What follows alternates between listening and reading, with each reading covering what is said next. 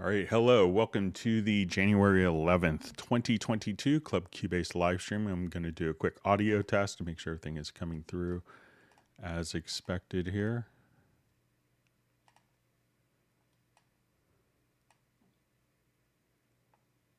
All right, hello. Welcome to the... Okay, my monitoring computer sounds fine.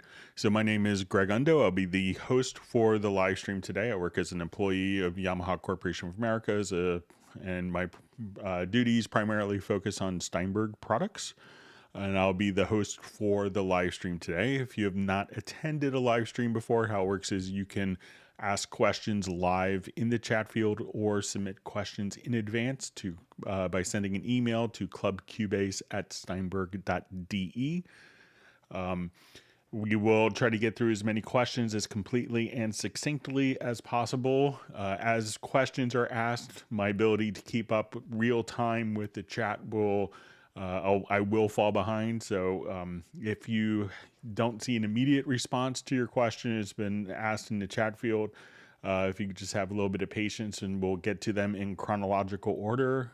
Periodically, I may lose some questions as the chat fields will refresh. I'll let people know, and then if I missed your question, you could ask it again. But if we have people asking the same questions repeatedly, just kind of slows down the whole process. So I would appreciate that. And when asking questions, if you could specify which version of Cubase, whether it's Artist, Elements, Pro, which level, whether it's 10, 10.5, or 11, and which operating system, that information is helpful as well. And we should have all of the topics that are covered in today's live stream indexed later tonight with timestamps, and that will be pinned to the top of the comments field. So you could jump immediately to topics. And if you wanted to search for topics that have been covered in previous live streams, Jan from Stockholm has been kind enough to create the CubaseIndex.com website. So you could check that out and just do a search. And he sent me an email this morning that I think with this live stream, since the pandemic started, we'll cross over 15,000 questions that have been covered in live streams. So there's a lot of wonderful information that you could find directly there. So special thanks to Jan for creating CubaseIndex.com. I want to give special thanks to Agent K and to Jazz Dude, who serve as moderators. They're not Steinberg employees. They just kind of do this out of the kindness of their hearts to make it a better community experience. And one other wonderful resource of information that you could check out that Jazz Dude's involved with pretty heavily is the Cubase Nation Discord. So that's a wonderful collection of different tutorials and information that's relevant to Steinberg users. Also want to give a special announcement. Tomorrow there will be a special Dorico live stream. So if you wanted to maybe see what's happening in the world of Dorico, check that out tomorrow. So there's lots of exciting news with that. So with that, we will go ahead and get started. I'm going to pop out my chat field so I can see it a little better here, and we'll go ahead and get started.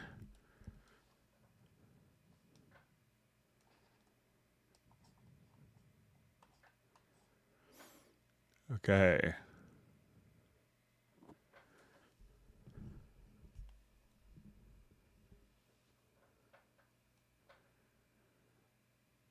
Okay, so we see that we have Jazzy, we see Robbie Bowling from Dallas, Texas. And also, if you're on the live stream, please feel free to introduce yourself and tell us where you're from. We have Benny from Sweden. All right, so first question. When I deactivate Midi track with drums and after activating, there is no sound from that channel, no signals on the track, what could be wrong? So let's say if I have a Midi track here. So let's say I'll just add a Midi track and we will route this to Groove Agent SE. And I'm not sure if it's a Midi track or an instrument track. So let's say if I wanted to come over here, let's just make sure we have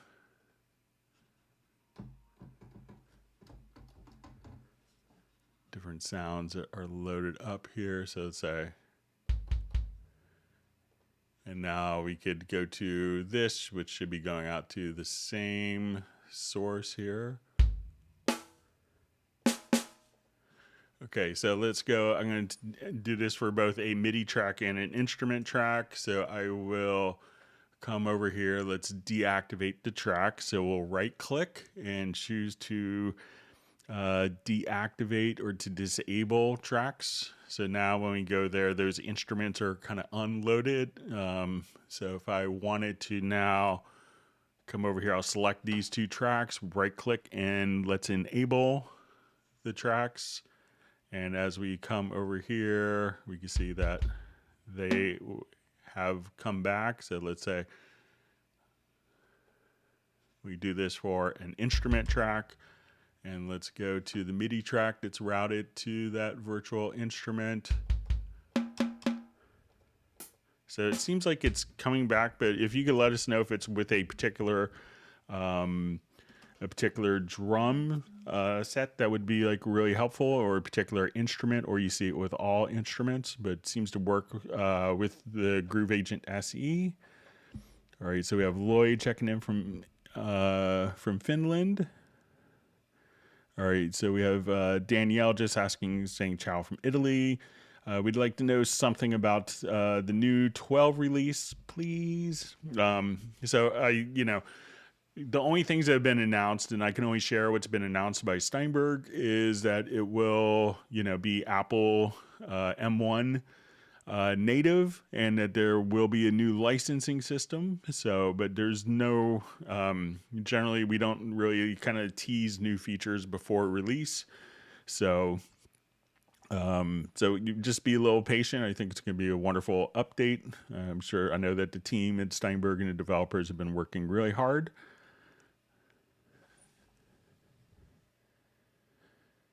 So sorry if that's a disappointing response, but I'm under non-disclosure agreement if I was involved in testing. All right, so we see Sable Winters on the live stream, but she's listening in the background. Thanks for being a part of it.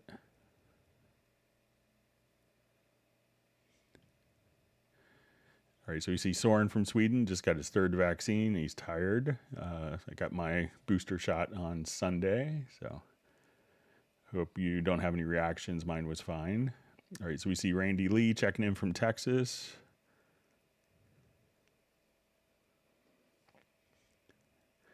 We see Jan just kind of saying that we're at 14,988 questions before going into the live stream. So thanks for all your efforts as well, Jan. And thank you for the kind words.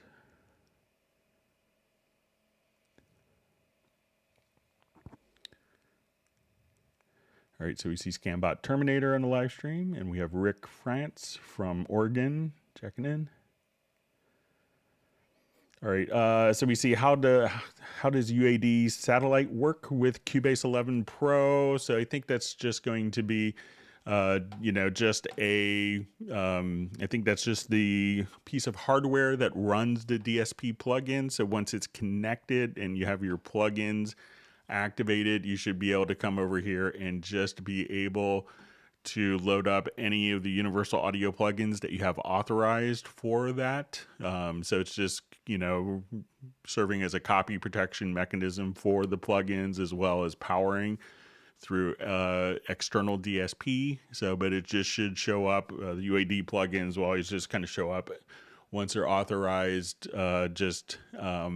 directly here, and you should be able to see all of your authorized plugins, and it should be pretty seamless in that regards.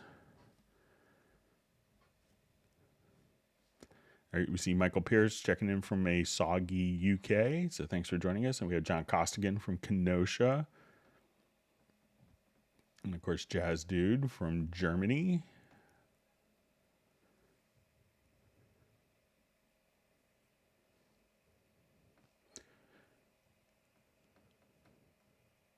All right, and we have Brian Sawyer from Beulahville, North Carolina. We hope you got over your COVID okay. You're in my thoughts over the holidays. All right, so a question. Cubase Pro 11 on Windows. I hear a difference in sound when you freeze plugins, less dynamic. Can this be true? So I haven't done any, any test on it recently, but I did do versions before, like, where we rendered tracks or, offline versus online, and I would run it through like the WaveLab audio comparison tool, and there were no differences. So I don't think that there's a difference sonically between if the track is frozen or if it's being processed in real time.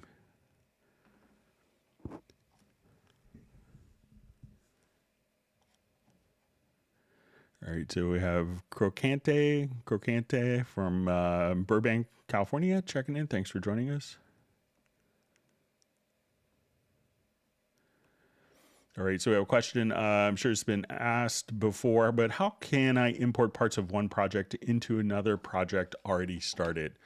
So if I wanted to import, like I have a project started here and I wanted to import tracks from a different project, we could go to the File menu and choose Import, and we'll just choose Tracks from Project. And what we want to do now is I will just select a project here. So let me just...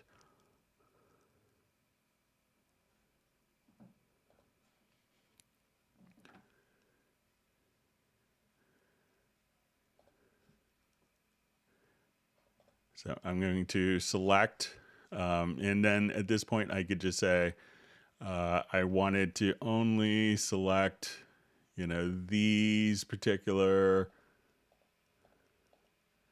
tracks. And then when we do this, we could choose to, import at the absolute position, at the relative position, or at the cursor position. So once I take different tracks here, I can now, and if I wanted to, select all, at this point I could hit OK, and that would just import those particular tracks into another project quite easily. So once again, go to your File menu to import and select Tracks from Project. All right, we have Gabriel checking in from Brazil, and Ubukun checking in from Nigeria. Thanks for joining us and being part of the community.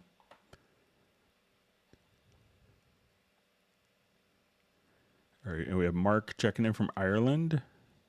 All right, and Cubase Junkie is reminding people to hit the like button.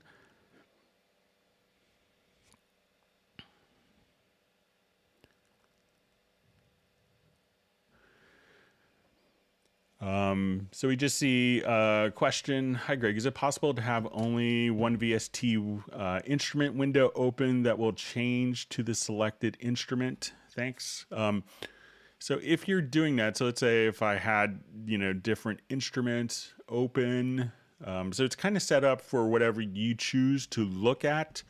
There is a particular, key command for, edit VST instrument. But let's say if I'm here and we add an instrument track, so I have a groove agent and I wanted to add, let's say, a retro log track.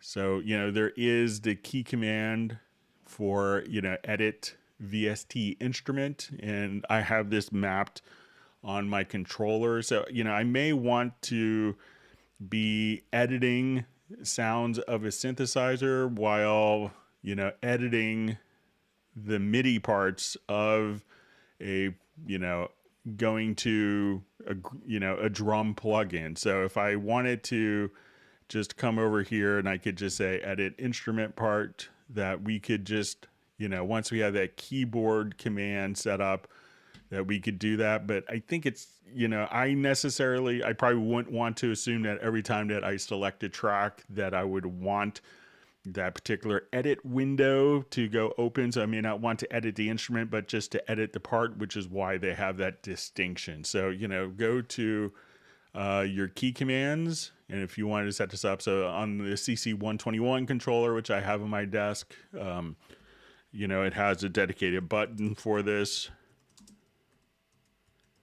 But I think if we go to key commands and just choose edit VST instrument, and I may have assigned this myself, but and this would be under the edit category. So, but you could just simply choose a key command for that. And I think that it makes more sense. So every time you select a track, that it doesn't automatically open up a particular instrument, because the different instruments will have different size GUIs, especially third-party plugins. So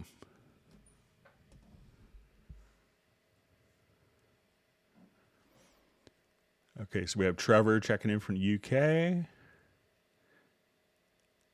All right, so we have Capital Razor checking in. We have Lloyd Knight checking in from Hampton, Virginia. So I'm presenting from Alexandria, Virginia. So a bit north, but nice to see a fellow Virginian on.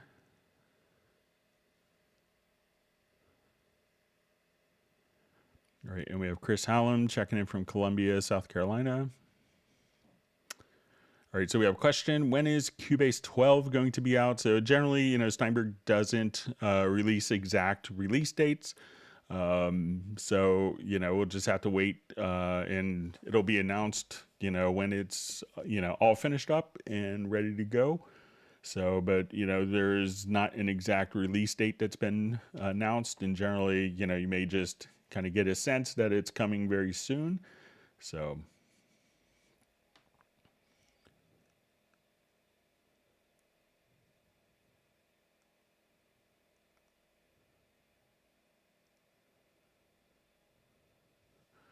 Okay, so we have a question. How can I set a MIDI track so that it records for exactly 20 seconds?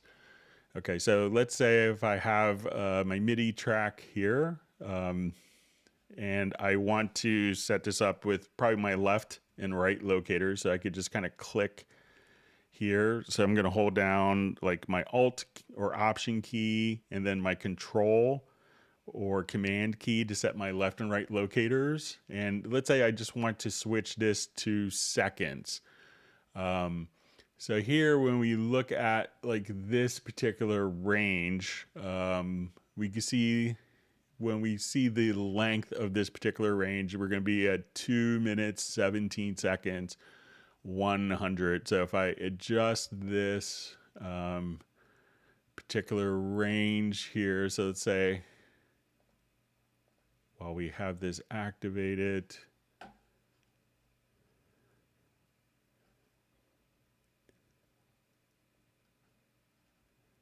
all right, so I'm just going to create kind of a blank dummy part here. So let's say my length here is 2 minutes, 2 seconds. So if I want this to be set to exactly 20 seconds, I could just say, okay, let's go to 0. And now this length, I could hit the letter P and we could just punch in and punch out exactly from this particular point.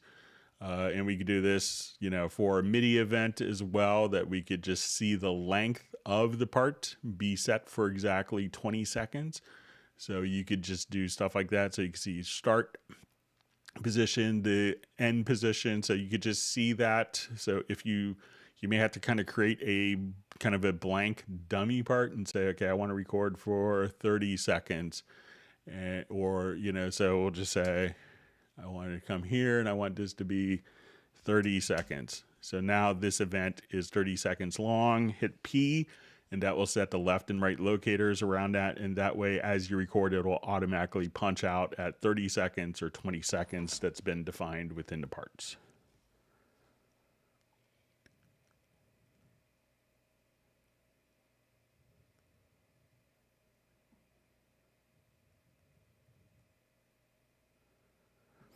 All right, so we see question, will Cubase 12 be more focused on producing or mixing or both?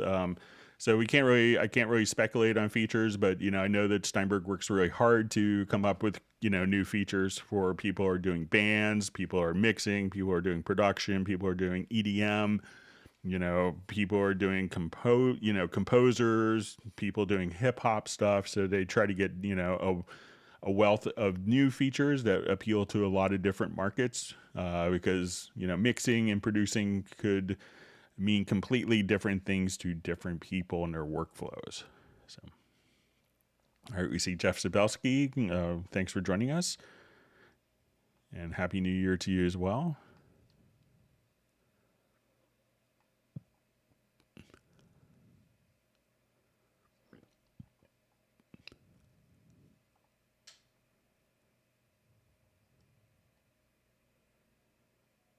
All right, and we see Sir Robert from Atlanta checking in. Thanks for being a part of the community.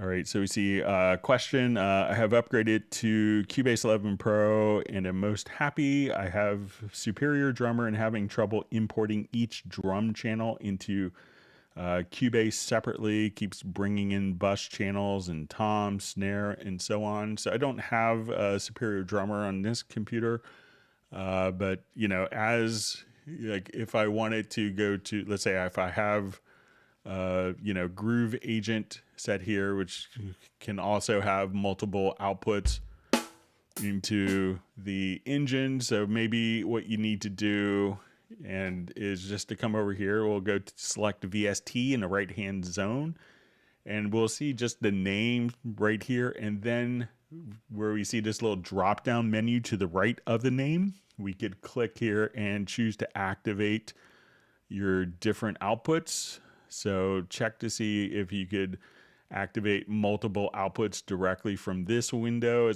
and then you know, you can take the different outputs and route them to different outputs in Groove Agent SE. I got 32 stereo outs, so it's pretty easy to do. So, you know, try to activate the outputs directly from the VSTi rack, and you can do that in the right hand zone, and see if you could.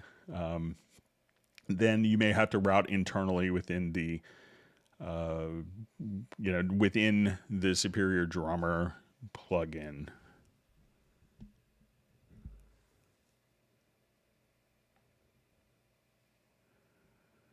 All right, so I have a question. I've created a macro to colorize my tracks, and it works well. May I increase that macro to create a group for selected tracks? Certainly. So let's say I'll take all of these. In this case here, I have a number of drums. So I'll take it out of the folder. Okay, so I want to, let's say, create a macro, and we could do this directly using like the Project Logical editor. So a lot of times I don't think you need a macro to colorize multiple parts, but I'm going to set up a quick macro here because the Project Logical editor can actually kind of actually activate a macro. And sometimes we have to kind of trick Cubase. So it's not necessarily a single key command, but a macro. So if I wanted to come over here, I'm going to say,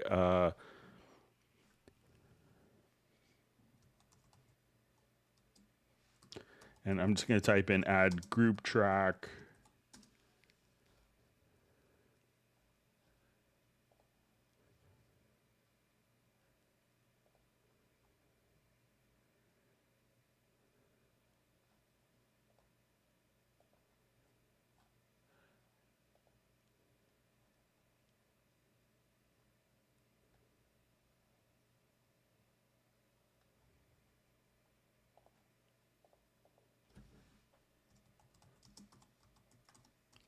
We'll just type in okay,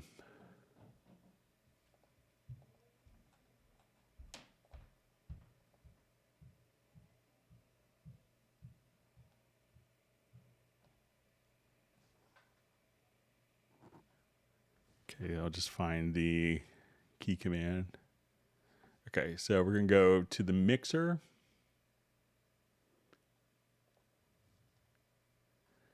And then I'm going to just add track to selected group channel. Okay, and I'm going to add this as a macro. So I'm going to come over here, we'll do new, and I'm just going to call this add group. And I'm going to just add this one command. So I'm going to say I want to take these tracks, and then what I want to do is to just say, okay, our media type, we'll say our container type is equal to tracks, and that their property is that these tracks are selected. And what I want to do is to set color, and let's say I want to set it to a red color. And at this point, I wanted to actually just trigger the macro that we just created.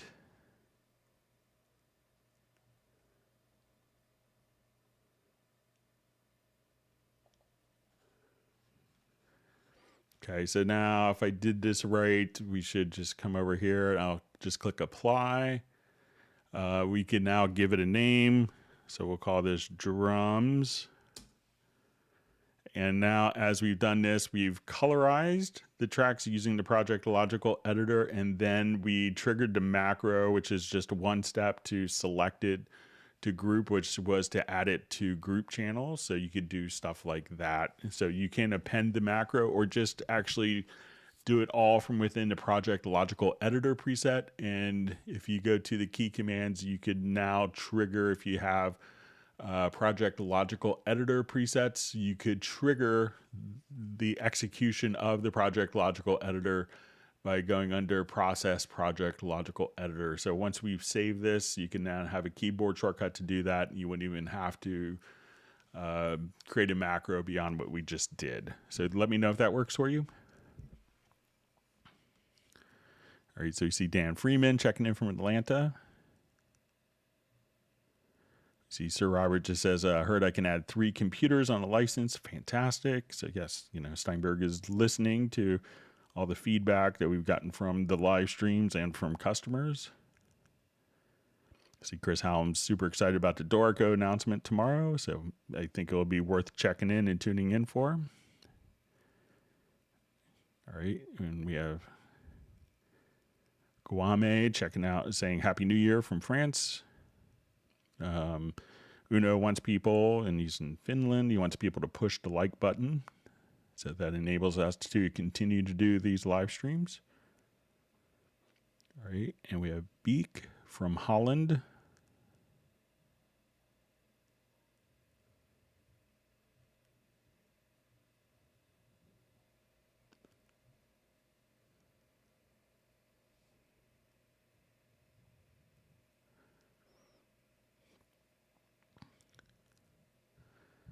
All right, so I just see a question. Can we use Cubase 11 as loop-based recording as in Ableton Live? So I'm not familiar with Ableton Live, but you know, if you wanted to, you know, set up any loop, you could just, you know, come over here. Let's activate the track, and if you wanted to, you know, just do loop-based recording, we could come here. And then as we wanted to continue to loop, and I have this set for like 20 seconds, it'll just continually loop. So let me know if that's kind of what you want to do. So it's not necessarily, I think Live has more of a independent looping mode, so Cubase isn't really set up for that. It's more a linear solution, but as we get to the end of this part, we could see that it's just gonna kind of loop back, and then we could just continually add tracks that way.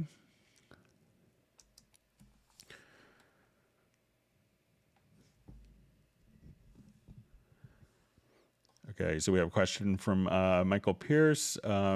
Is there any way of routing the metronome without using either the control room or studio connections? Bouncing his audio is quite inflexible, and I'd like to be able to route to any output. So once we come over here to the transport, and we'll go to the metronome setup. So here we could choose different outputs for our audio click outputs. So by default, it'll go into the main outputs, but here you could choose any output for the audio click here. So if you have multiple outputs in your interface, you should just be able to have those, and once they are defined. So let's say if I come over here, let's add in my audio connections, I'll just add a couple of dummy outputs here.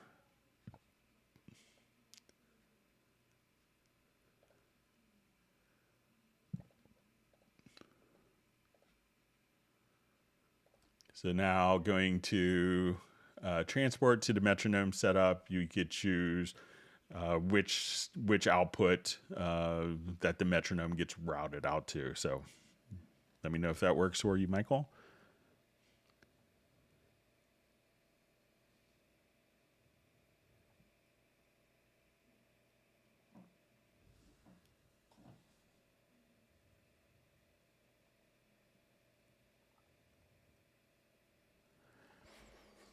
All right, so we see a question. How do I open up spectral layers on an audio track to edit it? Thanks, Greg. So really all you have to do is we'll select the event on our project window, go to your audio menu to extensions, and this will launch the ARA2 extension. And now we could just come over here and we'll see our overheads, and now we could edit directly inside of spectral layers. So once again, select the event that you want to do editing, go to audio, to extensions, and then choose spectral layers.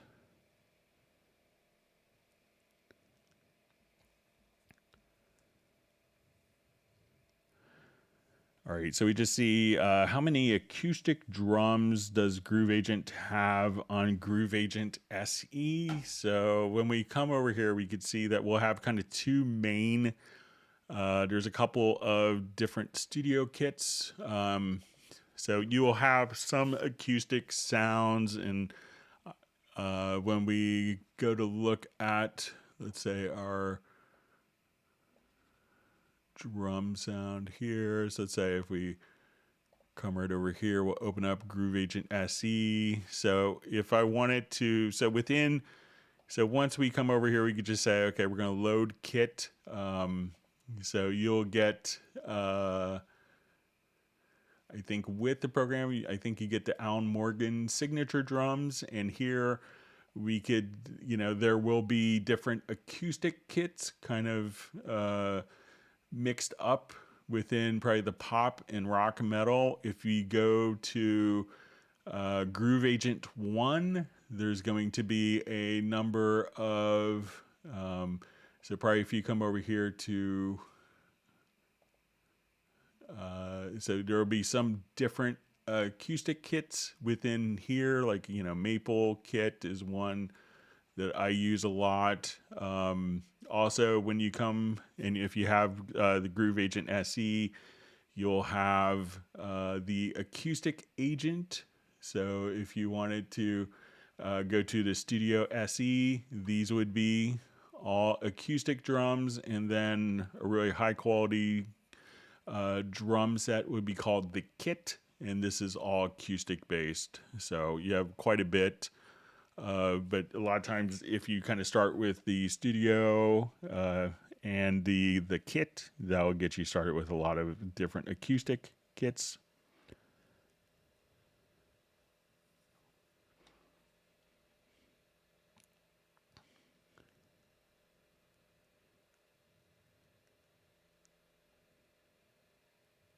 All right, so we have Thermonuclear War checking in from snowy Serbia.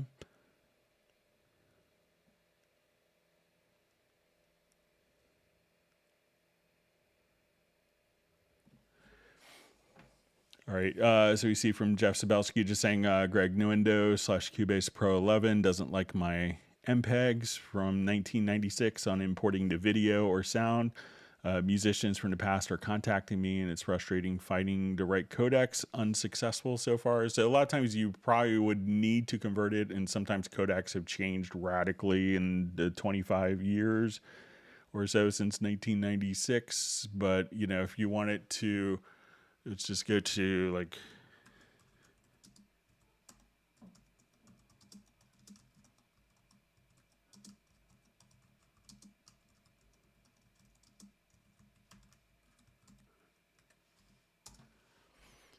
So, if you go to this help center, just Google video support Innuendo, Cubase, Dorico, and then you could find the exact codecs and their container types that are compatible with the engine. So sometimes, some of those early video codecs in 1996, let me just check the year.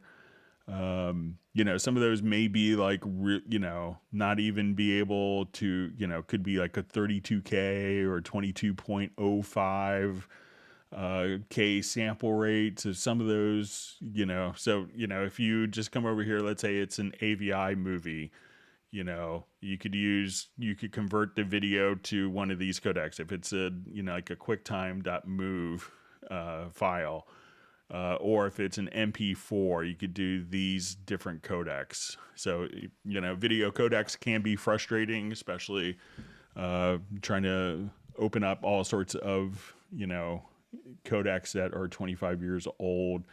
So,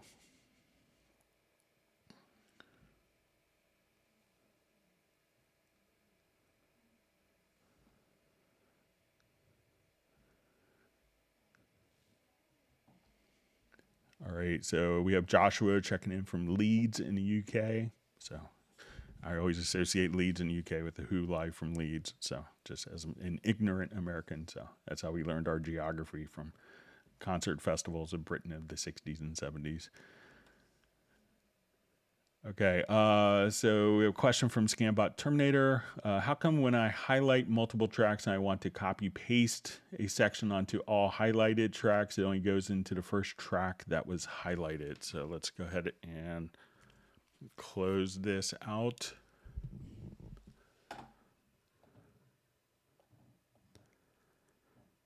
All right, so let's say now I want to copy.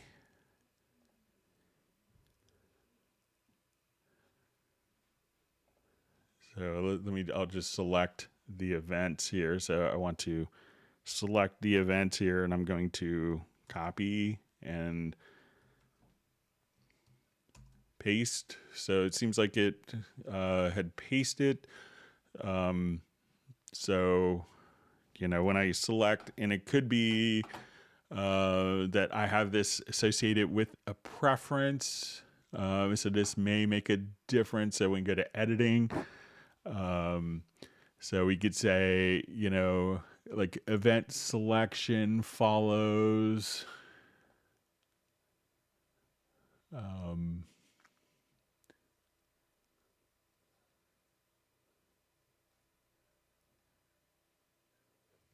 So let's see, select channel track on, let's just see. So track selection follows event selection. So, if we do this, as soon as I select those particular events, and with that preference enabled under editing, preferences editing, the track selection follows event selection. That now when I copy, I could just at this point come over here and paste. So I will just, let's say I'll select those events, so I won't do it with keyboard shortcut, and I will come right over here and just paste those events like that. So that seems to work, but try modifying that preference and enabling that if it's not.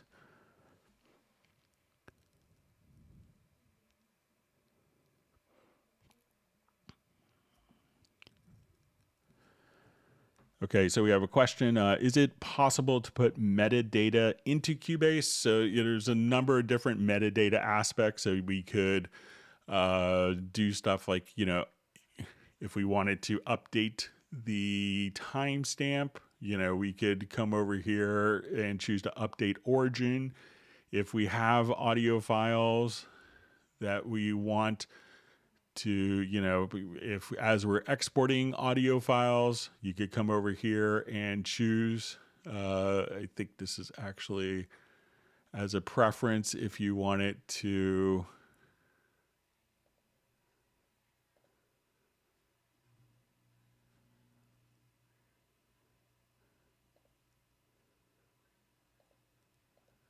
So if you go to preferences under general and personalization, you can put your default author name and default company name. If you wanted to put more metadata for particular audio files, if you go to the media bay, at this point, there's a number of different metadata fields that could be added, or if you wanted to simply create your own as well. So say, okay, I just wanted to, we'll say a yes, no question. And I'll say used in live stream. So I could now come over here and, have metadata within the audio files, and, we could create our own, all of our own audio files. So you could create your own metadata field. So there's a number of different ways to add different types of metadata.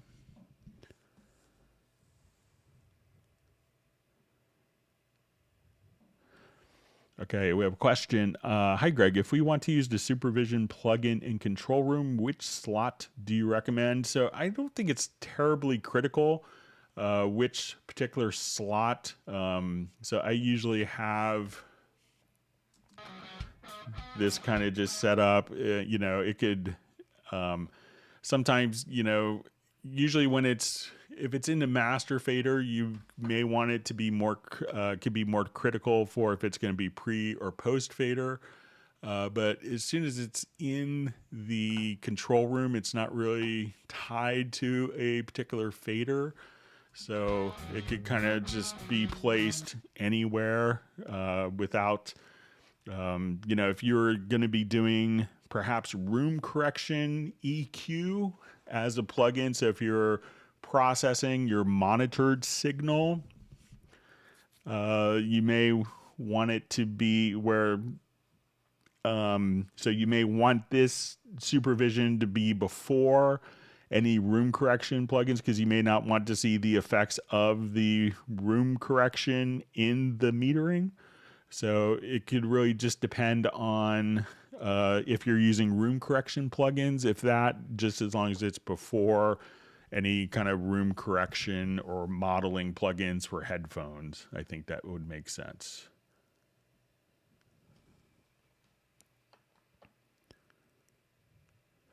All right, wonderful to see Mark Rabin on. All right, so we see Brian Sawyers from Hampton, Virginia originally.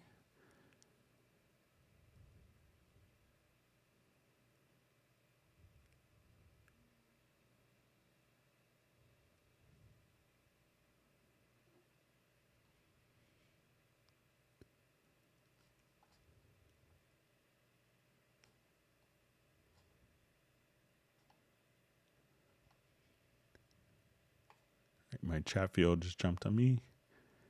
All right.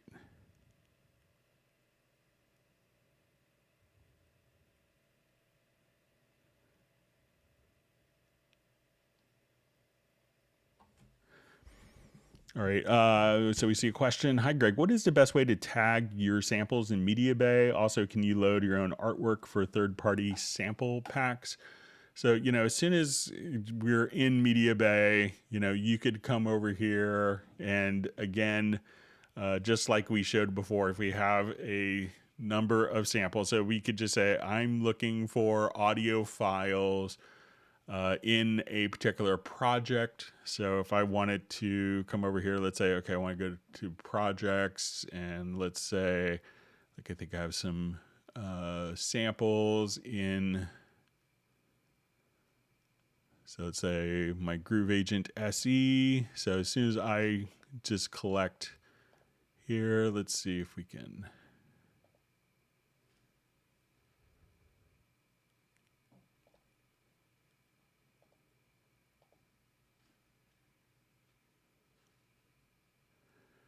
So, once we actually see all of your, different audio files, at this point, they could be tagged. As far as having, just by doing the normal, so let's say if we just come over here, So if I wanted to take a number of samples here, we could put the author name. So all this information is just part of MediaBay as far as going into where we could have artwork, where you could get like perhaps like the pretty little tile icons here. I think you'd have to be signed up as a Steinberg partner to do that. So I don't think that there's a way for users to create these that's accessible. So you may have to be signed up as like a Steinberg content partner to have the icons show up there.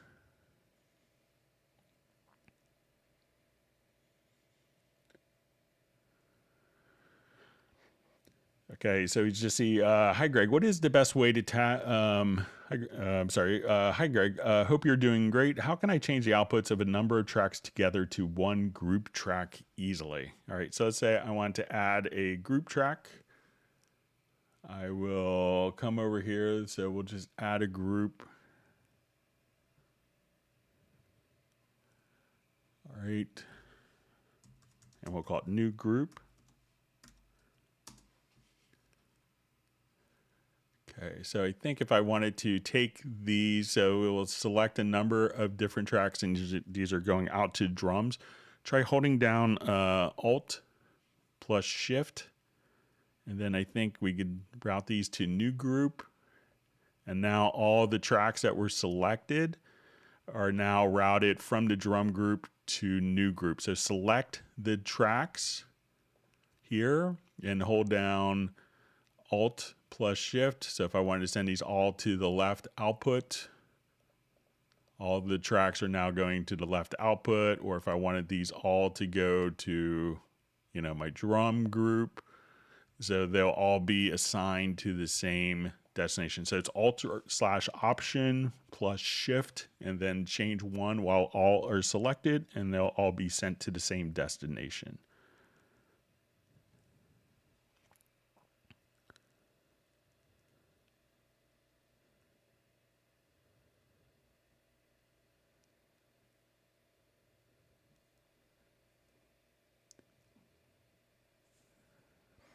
Okay, so we have a question from Mark Rabin. Question seems so obvious, but maybe I'm dumb. You're not dumb. How to make sure my sustain pedal is recorded when I record MIDI data. So I don't have a sustain pedal connected to my current controller. I used to have one, but got unplugged and I haven't bothered to reach around behind the desk and get it reconnected. But as soon as you would hit the sustain pedal, you should just see the MIDI activity. Like when I hit a note here, you should see that MIDI activity just automatically indicate. So as you hit the pedal, you should see that you'll see MIDI activity. And if you wanted to see exactly what's going on, if you could go to under the MIDI inserts and just choose to open up the MIDI monitor, and then you could select to see what exact MIDI messages are going into your system. And then as you record the sustain pedal, I'll just open up a project that has some sustain pedal information on it. So it'll probably be controller 64. So as soon as I wanted to come here, you could edit by just coming and saying, okay, I just wanted to look at my sustain pedal information. So if there's sustain pedal information, you'll see like this little diamond just to the left, and that would indicate that there's that MIDI CC data present in the track.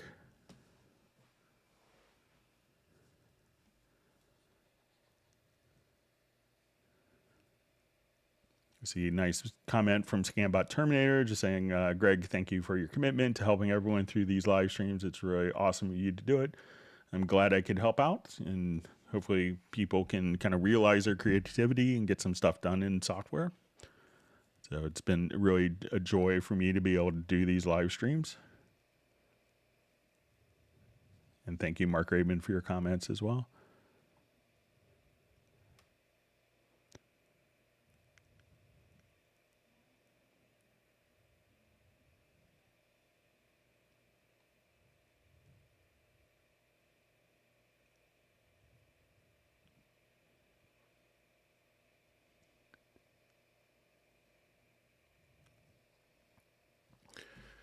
All right, so we have a question. Hello, Greg. Can you please, can you help me to understand control room and how to use that? Right now I'm using direct stereo output from my Titan Prism. So, you know, what I think is like really beneficial to the control room is to, you know, when we come over here, we could have, you know, different audio outputs. But like as we're playing, we may want to. So, you know, what I want to do is to have the problem that a lot of people do, and, you know, what's kind of unique on, you know, analog or digital mixing consoles is often you have a control room level, and it's a pretty typical concept for consoles. And what we have here is a master fader. So, you know, one of the problems it gets to be as people have studio monitors, they may adjust their monitoring level using the master fader. But as we adjust the levels here, this is actually adjusting the gain structure of the mix. So as we want it to come here, as I bring this down to be like a comfortable monitoring level, if I exported the mix, and we have this, our master fader set to -37, it would export with -37 dB of gain. But what in essence we want to do is just to adjust, to keep the same gain structure for my mix, but I want it to have just a monitoring level. So now that I have this, I could also do different stuff like down mix preset. So if I say, okay, let's listen to it in mono or stereo.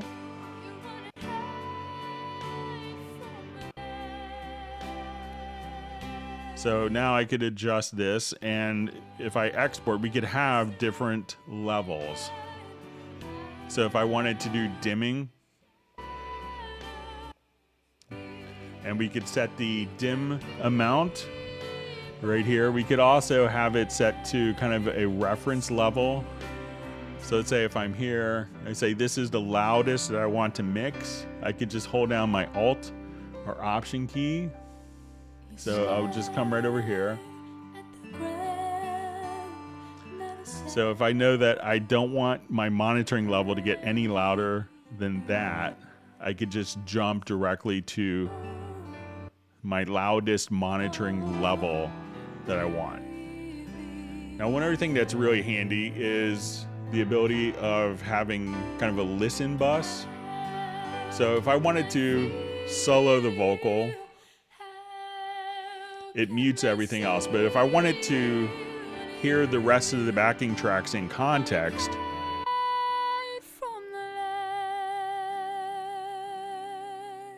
I can now just mute. Or not necessarily mute, but I could dim the other tracks down.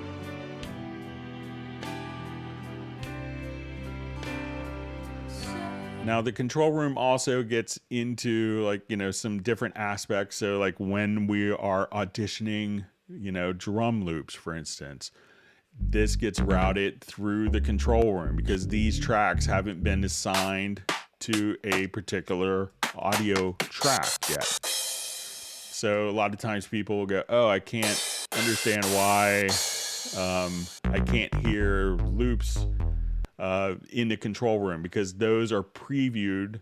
You know, why I can't hear my loops in Media Bay as I do this is because their preview volume is going through what's called kind of what's known as the listen bus internally. So this way we could, you know, decouple the monitoring volume from the MixConsole's gain structure so that we could have this as just your monitoring source. And then later, if you want to get more advanced, we could get into different headphone mixes where you could have, you know, independent headphone mixes for musicians. You know, if you wanted to do different click routing, we could do this all right here. Or if we have, you know, more than one pair of speakers, I could just say, okay, I want to listen to this on my Yamahas or my JBLs. If I say, okay, let's go to my Genelex and I want to go to a mono monitor, I could just switch monitors here, and we could have different plugins. So if you're doing any like room correction, many times people will put like a room correction plugin, something like SonarWorks, where it's EQing the sound to correct for anomalies in your mixing room. But you don't want those anomaly EQ corrections to be applied to your mix. So we could put plugins on the control room, and when we export, those plugins aren't going to be embedded within the mix because it's not on the master fader. It's going to be just in the monitoring path. So again, a control room will give us a decoupled monitoring path. It's not contingent upon a gain structure and effects processing in the main mix console.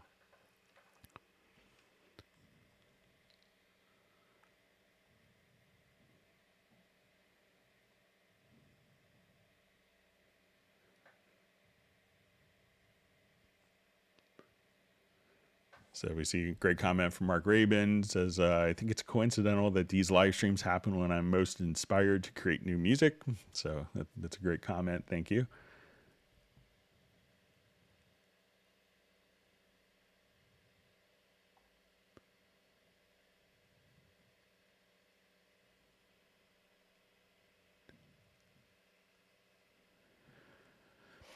All right, so we just see a question. Is there a scripting language that will interface with Cubase 11? I have the Pro version. So a lot of times scripting languages are kind of, we could do stuff for creating macros internally. So it depends on, what you want to do with scripting. But if you go to key commands, we could just say, I want to, come over here and have... let's see, one I had set up here, like, minimizing breaths. We could do stuff like this and make it a macro internally. Some people do scripting for control, so we could do that directly within like a generic remote setup. Scripting is often used for scripting for virtual instruments. So if you have Hallian and you're making your own sample libraries, you could do scripting internally for that as well. But if you could let us know exactly what you want to do scripting for, that would be helpful.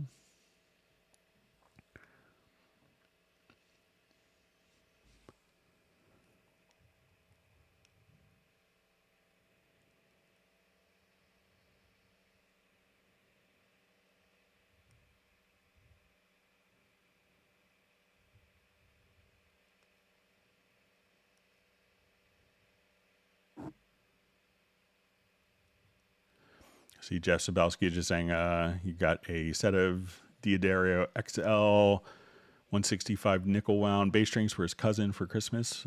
First time changing bass strings. Wow, they're great. He said they're a rage for bass strings now. So yeah, I always say that, any new bass string is, if you're going for kind of a bright sound, any new bass string is always better than a dead string. Some people, if you're going for kind of vintage, Fender P bass sounds, will leave their strings on forever. I like new strings.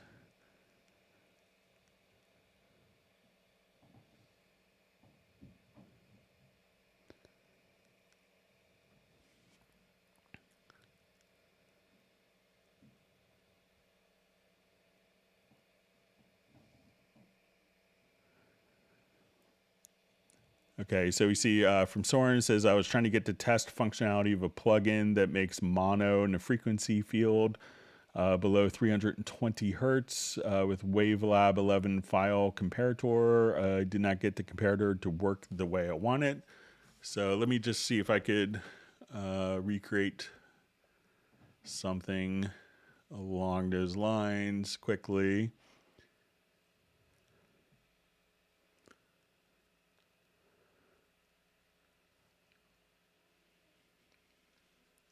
Just do a quick new project here.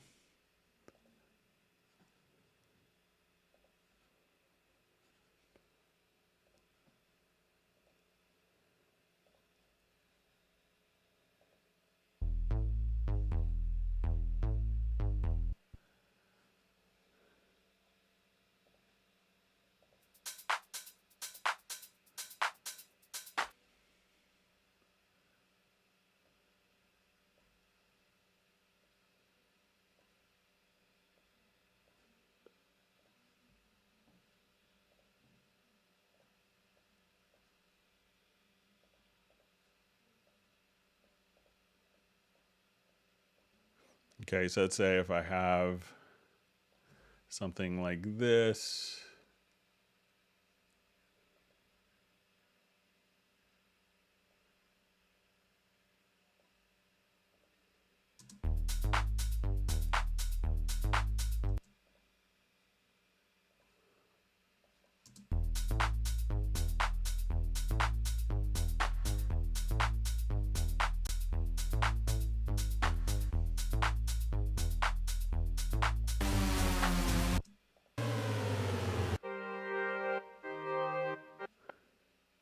Okay, so let's say we have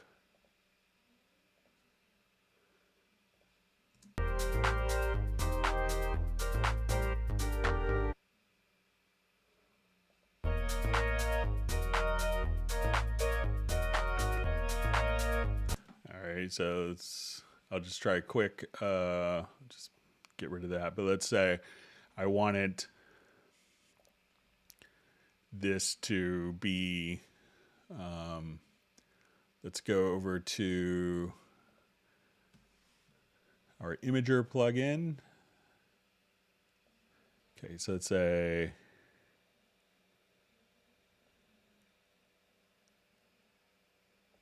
let's say 320, and I want the stereo width.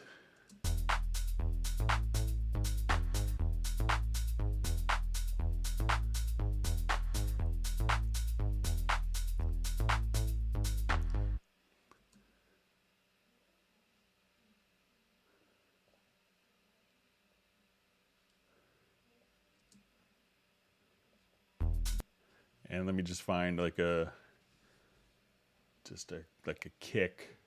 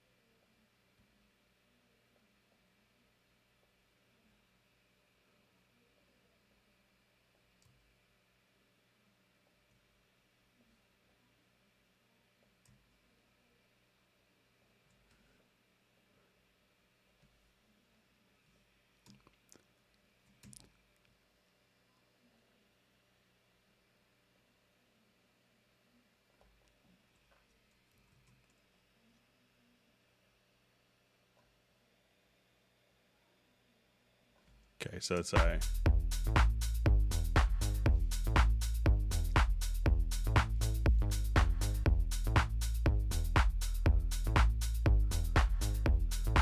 All right, so I'll export with mono bass.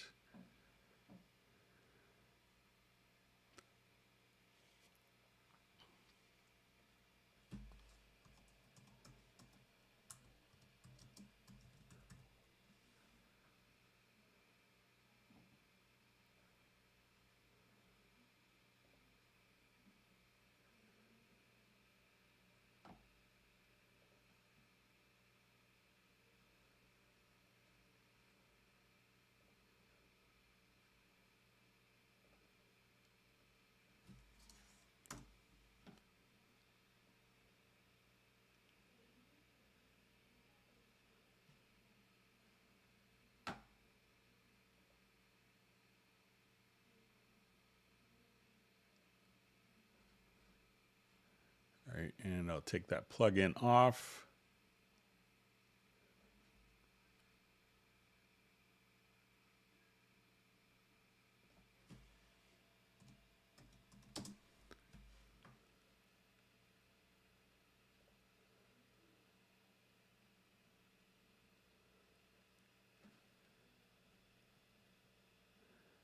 We'll open up Wavelab.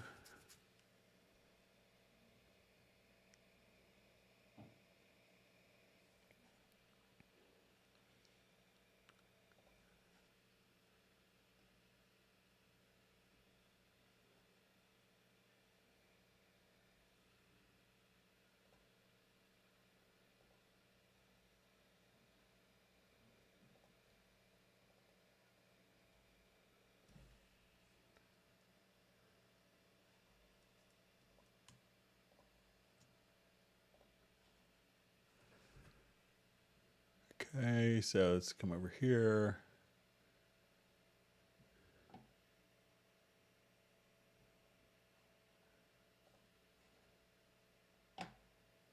So what this could do is an audio file comparator, and so we found 746,089 samples. So let's see if we...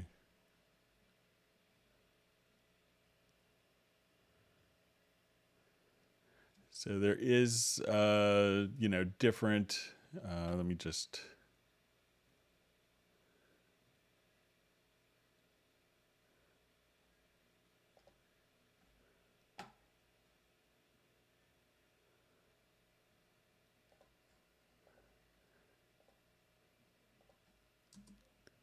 So let's say as we...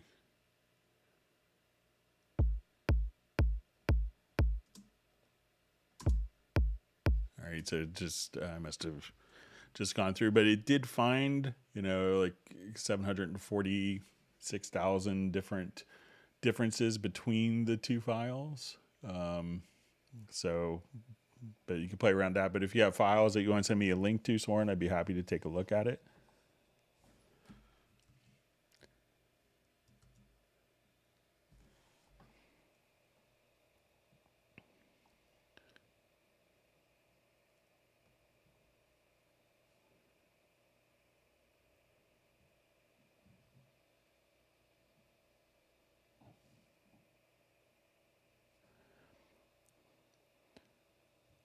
All right. Okay, so I see just so from Scanbot Terminator, just a suggestion for future versions. Is it possible for Cubase, for when exporting a project, to be able to set loudness, dB, or LUFS in the export window to make it much quicker and easier? So I think Nuendo does this, where we could automatically normalize to a particular dB level. So let me just come over here. I'll just do, I don't think it's in Cubase.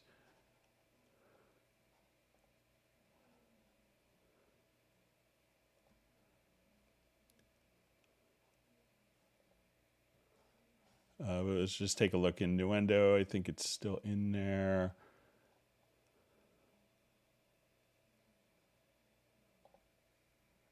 I'll show this.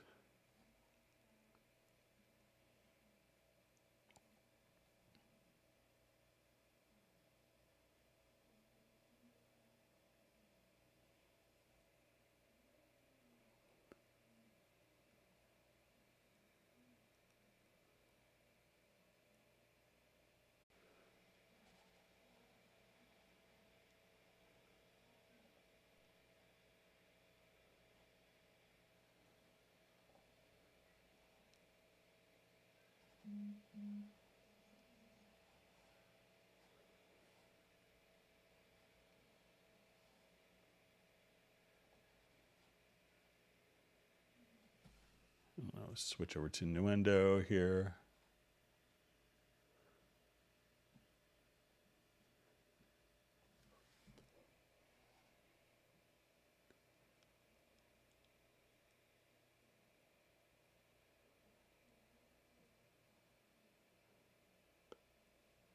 So it may have been taken out of Nuendo, or maybe it's just kind of hidden.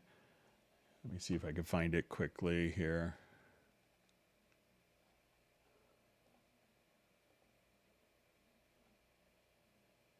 So here we could say,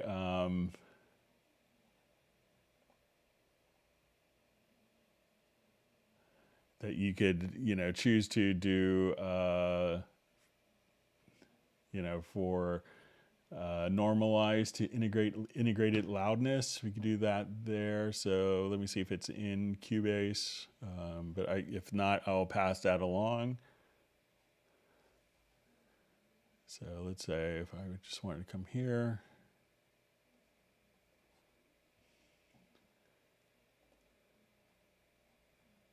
Yeah, so it's available in Nuendo and not currently in Cubase, but I'll pass it along to see if maybe it could migrate its way down into Cubase.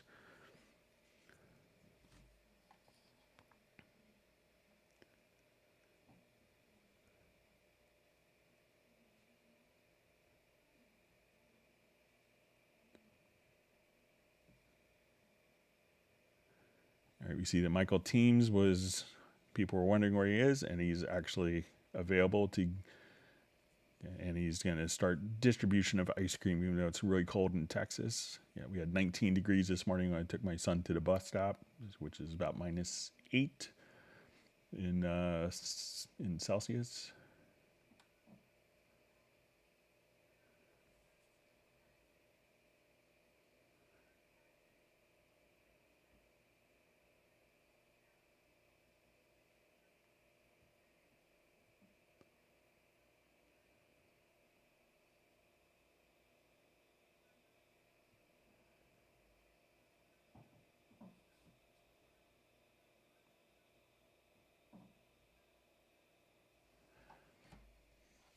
All right, so I'm going to try the export again, just follow up on Soren's question. I'll get it with the other tracks.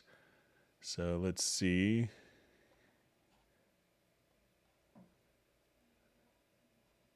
I'll do my export audio.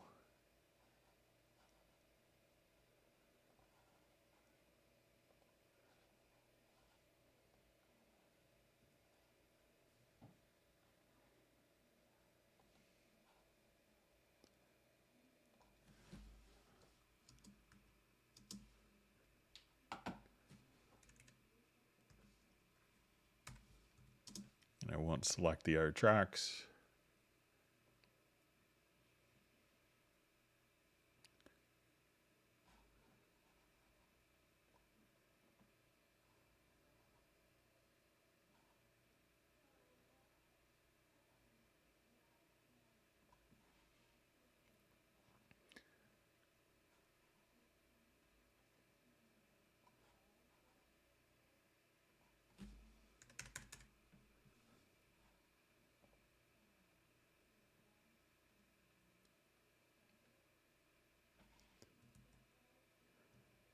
Right, and let's just jump back to WaveLab one more time. So, it could really sort of depend upon, there's a lot of different factors that could depend upon, like what the material is, if there's a lot of information on in those particular frequency ranges. Sometimes information in those ranges are already not very stereo centric. So let's say we'll open these two. Okay, so now we could listen to it. So we had these two files. So let's get to the audio file comparator.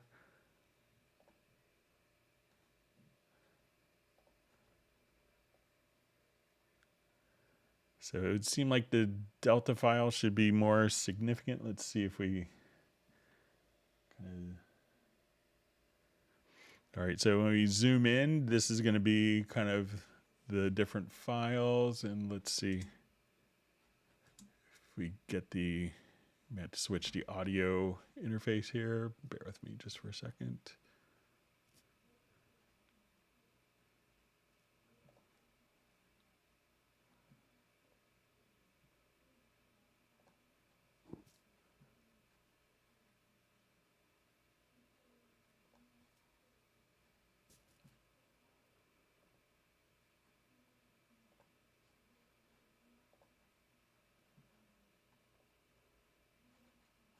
May not like that I have Cubase open still at the same time. But in looking at it, when we see the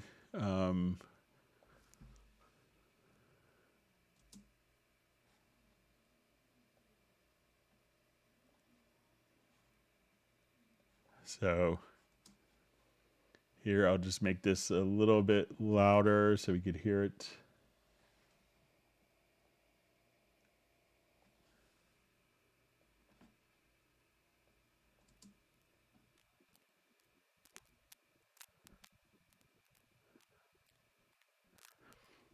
So that's the delta file. So that's the difference between these two files.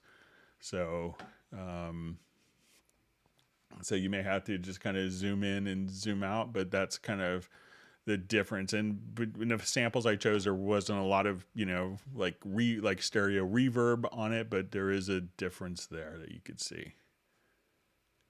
All right.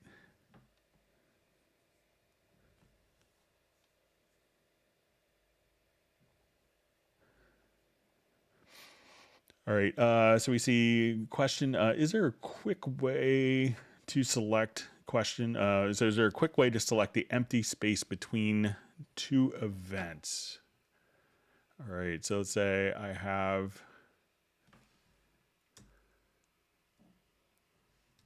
let me just make a copy and I'll leave space.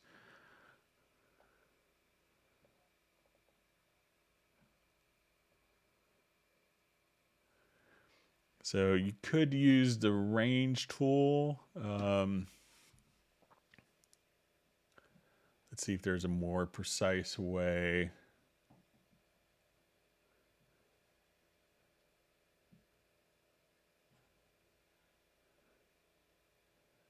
You know, you could, set the left and right locators. Let me just take my snap off by hitting the letter J and kind of have those, let's say instead of grid, maybe if we set our snap type here to events, and let's say I just want it to,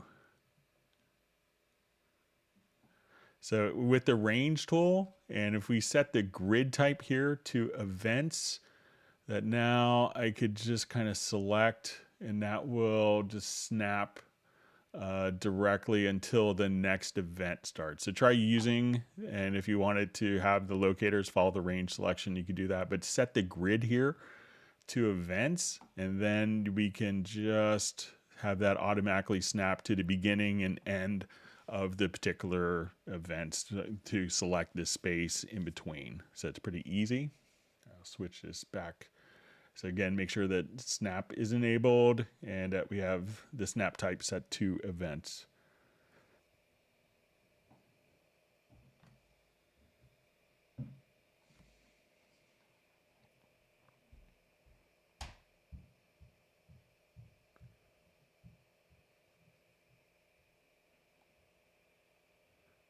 All right, so we have Graham Witcher checking in.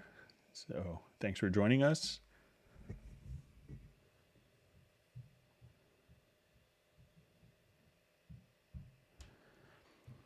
All right, so we see just a question.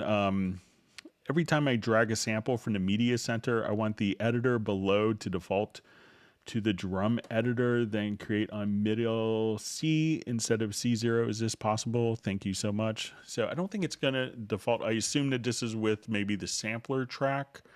So like when we go to sampler control and we drag a track in here,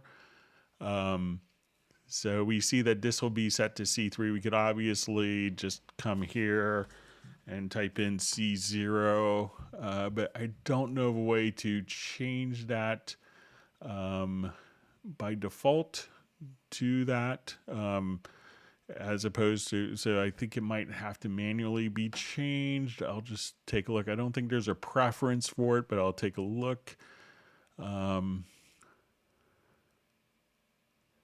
There's not many preferences on the sampler track, but you can, easily change it just like that. But let me know if that's kind of what you want to do.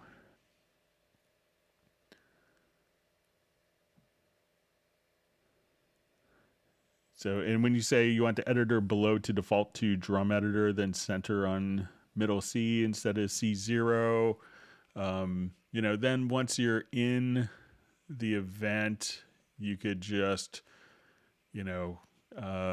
so say if we have an event here now, we could double click and, here you could just select the drum editor, but it doesn't do it by default. But I'll make sure that the team is aware of that desire.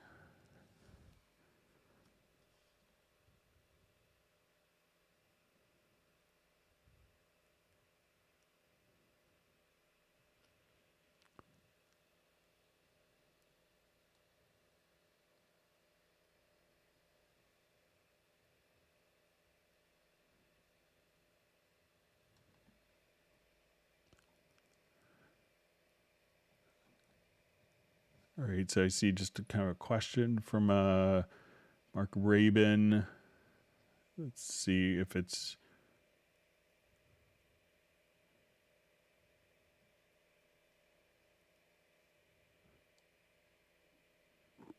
It's just saying, all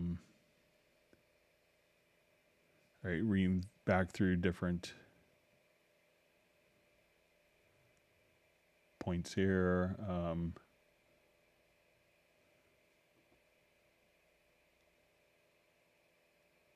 Okay, so I think this is still going back to sustain pedal question.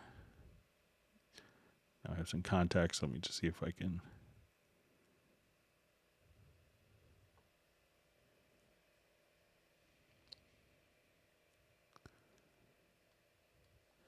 All right, so we see from a question, is it possible to colorize channel strips in the mixer window? All right, so let's say if I have my mix console here.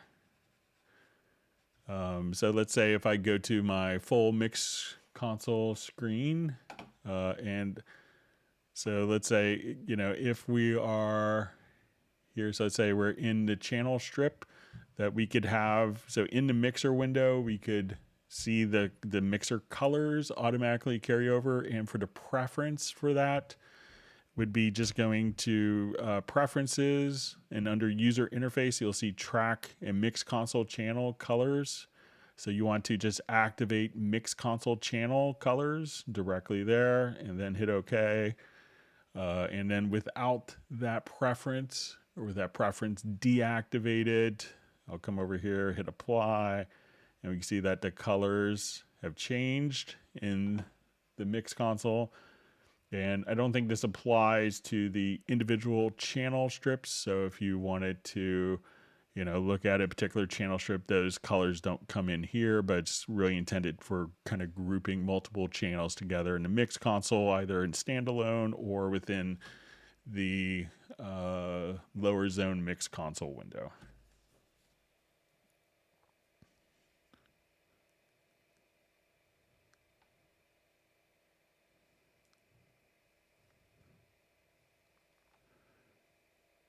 All right, we see Michael Teams is on it with ice cream distribution.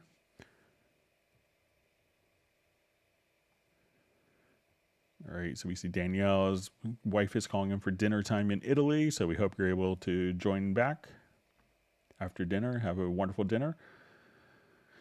All right, so we have a question. Is there a problem if you take an event and you copy on another track with complete different sound? Thanks. Yeah, so I'm not sure if it's specifically with like an audio event or MIDI event, but if we have an audio track here, so let's say I wanted to copy like these kick drums, and let's say, okay, I wanted these kicks to be processed on this track one particular way. So let's say as we play this, and I wanted to put like an obnoxious EQ, and then on this one, I want to take the same event and do kind of the opposite EQ. So I could just come here.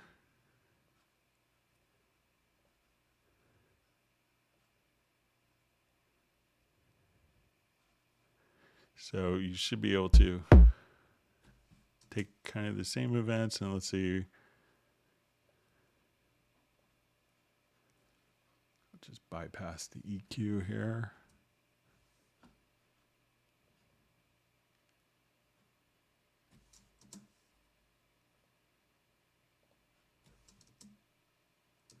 So, but yeah, you could definitely, duplicate events and process them independently. I'm not sure why it's not sounding. But yeah, it's no problem to do that. But if you mean for MIDI or audio, just let us know.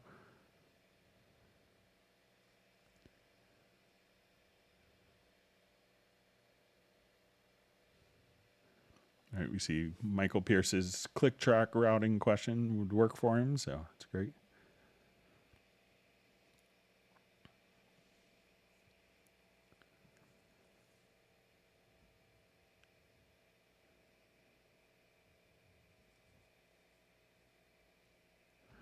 All right.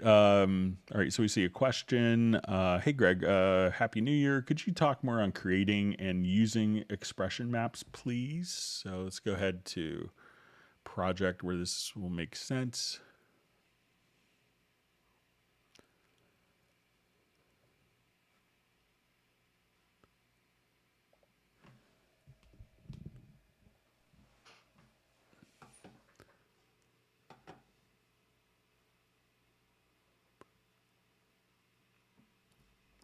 So expression maps will often be utilized when we have instruments that have multiple samples that we want to switch between different samples. Let's say we have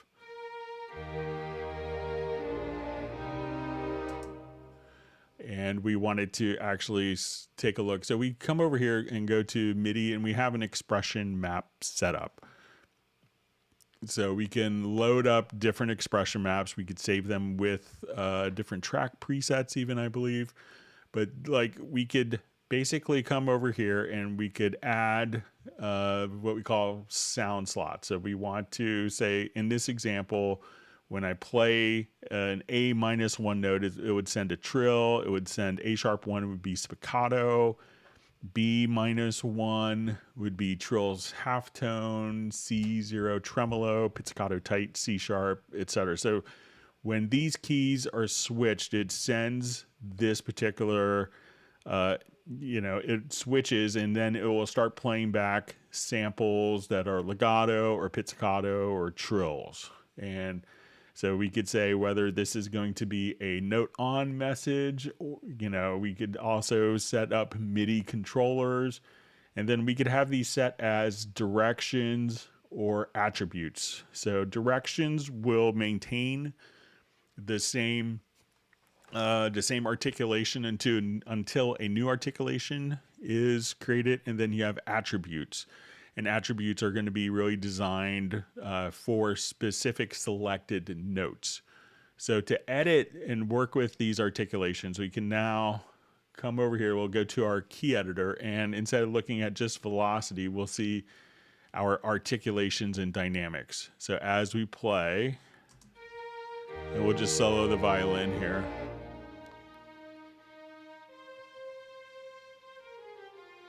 So let's say on those 30-second notes, I believe, I want those to be spiccato. I would just come over here and I'll take off my snap and say, okay, when we go back to this note, I want it to be legato starting there. So now this will change the sample.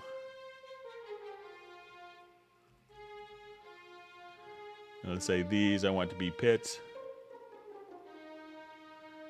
So that will then, using one channel, one MIDI event, we can just seamlessly switch between different articulations that are available. So, this utilizes, it won't really make sense if the instrument isn't capable of this, but if you're doing a lot of orchestral libraries, this is how people can get very realistic sounding orchestral work with lots of expression, is to be able to utilize and have access and easily switch and find all these different articulations.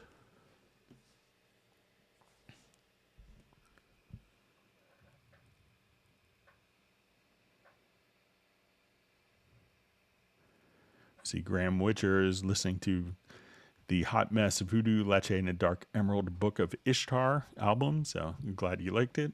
I enjoyed playing bass on it. I think everyone did a great job with their parts. So kudos to Michael Teams and Pablo and to Gareth for their work on it.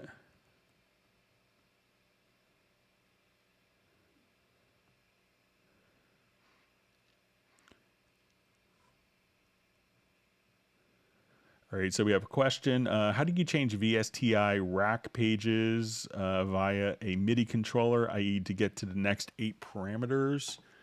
So usually if it's going to be, I'm not sure if it's like the quick controls that you're utilizing here. So, we could come over here. So let's say, I'll just create new project here real quick.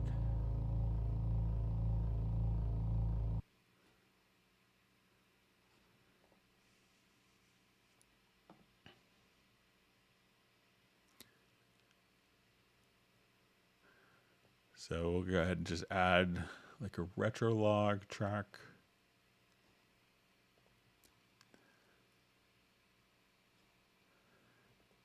All right, so now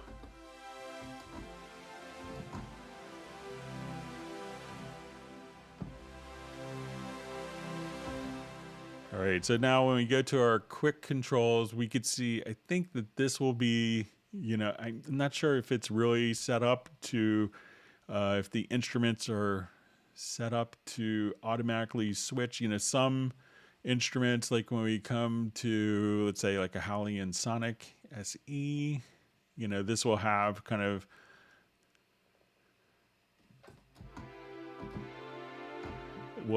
the 8 quick controls, and these are the first controls that will be sent by the instrument. So if you have different controllers, let me see if I can remember how to get to this.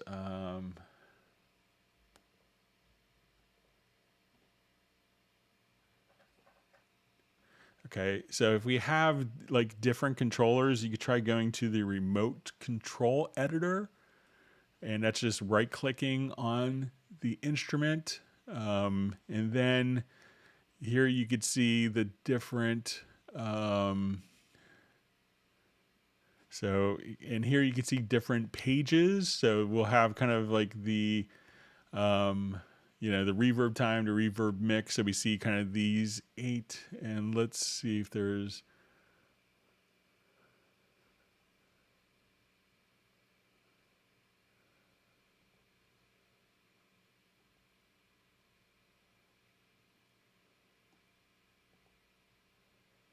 so you might be able to set this to like 24 cells per page. But I think if you wanted to switch between these banks, you may have to set it up in kind of the, let's see if there's,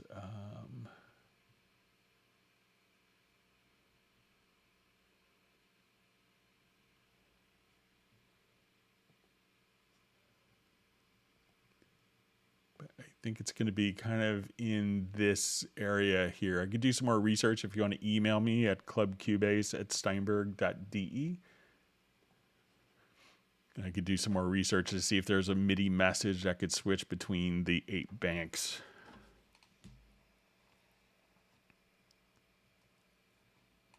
Thanks for all the great questions. And once again, if you have learned something, make sure that you hit the like button and that you subscribe to the channel if you haven't done that. And we usually do these live streams, if you're not familiar, on Tuesdays and Fridays. And once again, just a quick reminder that there will be a special Dorico live stream tomorrow. So make sure that you actually, if you're into notation, check out all the exciting stuff that will maybe be discussed tomorrow.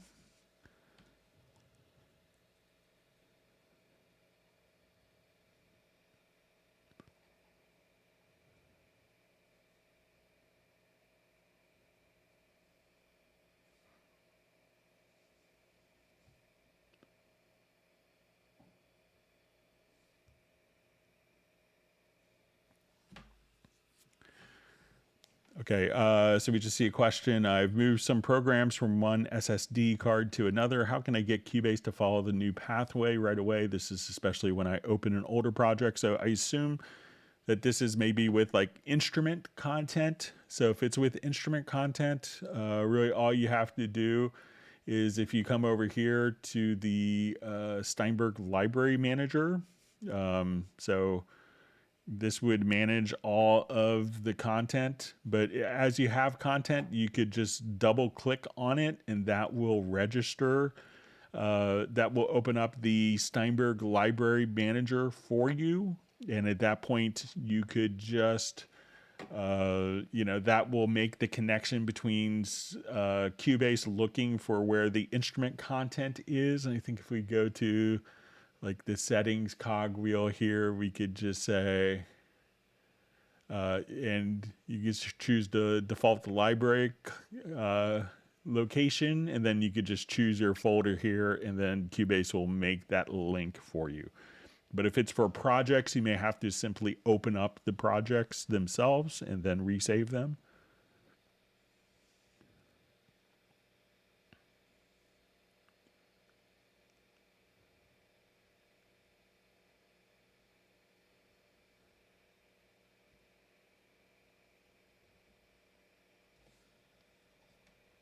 All right, so we have Tiago checking in from Brazil.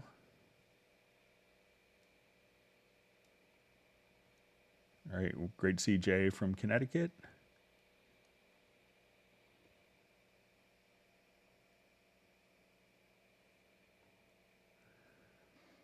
Okay, so we see how can I install Cubase Pro 11 and its setting, and does Cubase come with Auto-Tune? So Auto-Tune is a separate program. Cubase will come with tuning tools included that will be functionally similar to Auto-Tune. So if you wanted to just, so once you have Cubase, so if you purchase it at a dealer or on the Steinberg website, you could get a download access code. The download access code can be entered into the Steinberg download assistant. So once we come over here,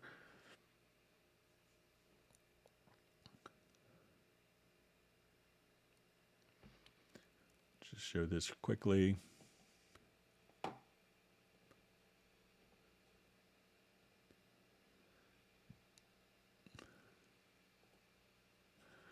So you'll see enter your download access code, enter that in, and then at that point it'll take you to your particular product, and you could download and install that. And if you want it, if you have Cubase Pro, we could go into Very Audio. So if we just wanted to come right over here, and we could do kind of graphic tuning. If you just wanted to say, I'm in a key of G major or whatever, there's another plugin that could be utilized for that called Pitch Correct. So if you'll see under Pitch Shift, you'll see Pitch Correct plugin. And then here you'll be able to set a key. So you can say, okay, I want this to be set to, D major, and then you could have it automatically kind of correct to that. But it's Auto-Tune itself is sold separately, and it's not a part of Cubase.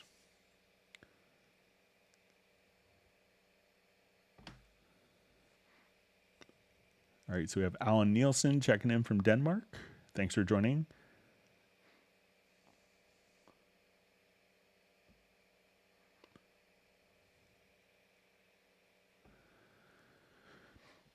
All right. So we have a question from Jay. Just asks, I have a friend who plays guitar and she wants to learn a song by chord. Can't read tabs or lyrics. Is there a way to make the score editor show chord letters and lyrics? So let's say if I'm here, I'll just take this particular piano part, and I will just a quick way of populating a chord track. So I'm going to come to the project menu to create chord symbols.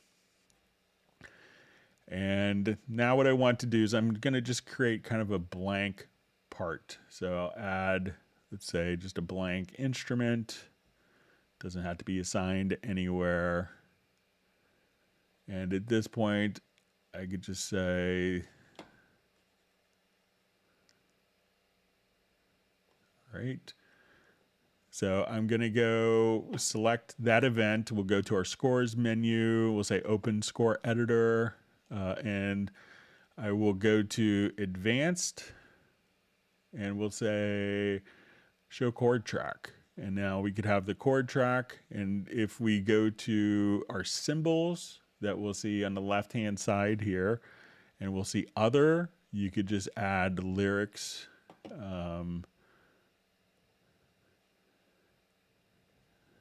So the lyrics may be assigned to notes. So if you don't have any notes in there, you could just put text and be able to just type in text with the lyrics as they fit into the chord. So, but lyrics will be tied to particular notes, but if you don't have any notes, you could just put in text and type that in, and then you could just print that out with the chords and whatever text that you want.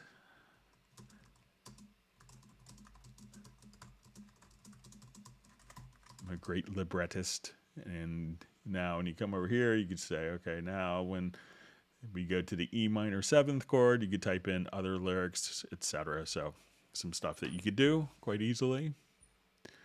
So once again, just kind of create a blank part. You could take the chord track information, and once you're in the score editor, at this point, go to score menu to advanced layout, say show chord track. And then from the other symbols tab, just go to text and you could type lyrics in like that.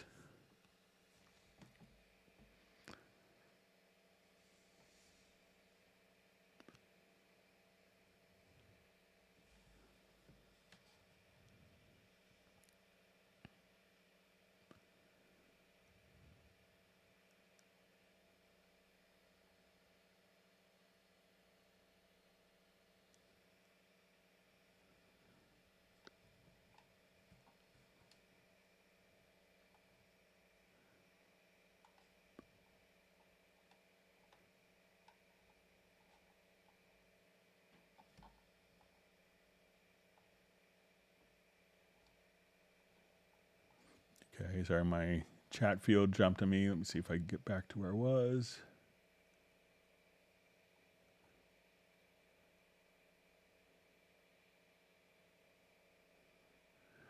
Okay, so we have a question. It says, I'm using Cubase 11 Pro on a Mac. I'm unable to locate my Halion Sonic SE. The instrument is recognized by the program in a VST manner, and I created a new path and didn't work. Help, please. So a lot of times when I get this question is when we go to like the Steinberg download assistant, often what happens is people may install different parts of the program. The download has been kind of broken down into more of a modular fashion, so that it wasn't one 20 gigabyte download, because people would complain if they had kind of slow internet connections. So when we go to like the Cubase Pro 11, not only should you install kind of, the Cubase application, the Halion Sonic, but make sure that you have the Halion Sonic SE3 content available. So if you haven't downloaded and installed that, usually when I get a question like this is someone installed Halion Sonic but not the content, all of the presets and the patches and the wavetables, the waveform information for the instrument. So make sure that you have that done. And if you have downloaded and installed that, let me know. But usually that's what happens.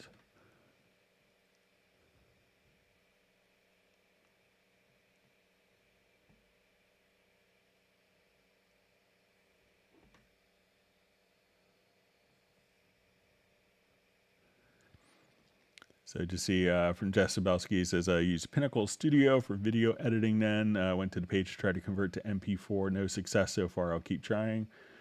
So yeah, I mean, Pinnacle Studio probably hasn't been around since it's probably ended shortly after they were acquired by Avid, like when I was still working in Pinnacle. So I think within a year, Pinnacle Studio may have been gone. So it's a great little video editing program for many people.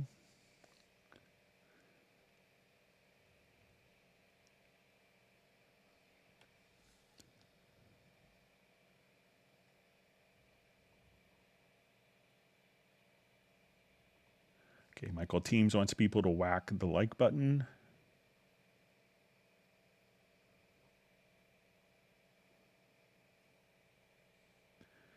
All right, we have P-Zone 36 checking in from Gloucester in the UK.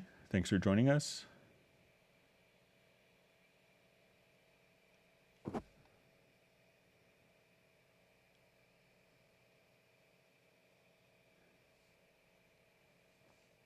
All right, we see Michael Pierce is countering Michael Team's generous ice cream offerings with soup. I like your soup choice today, Michael Pierce, to Michael Teams of hot hot cream of watercress soup with goat cheese croutons. So that sounds good.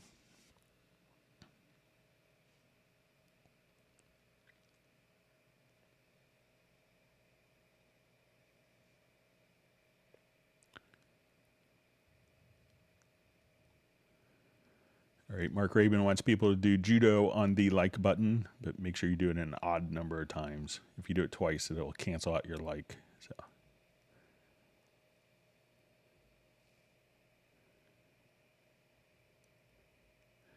All right, so we have a question. Hi, Greg. I used to know this, but I forgot. What is the command in Cubase that saves all the samples related to the project inside the same folder in order to avoid missing files in the future? So if we to consolidate all the files, if you go to the media bay, or not media bay, but rather the pool window. So we'll go to media to open pool window.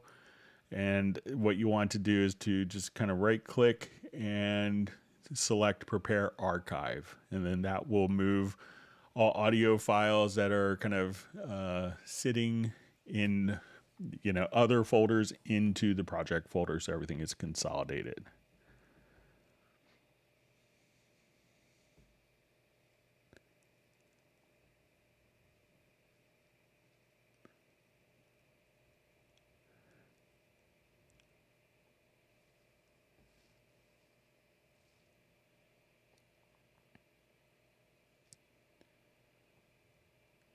Okay, just reading through more questions and comments. Thanks for all the great comments and questions. See how we're doing on time.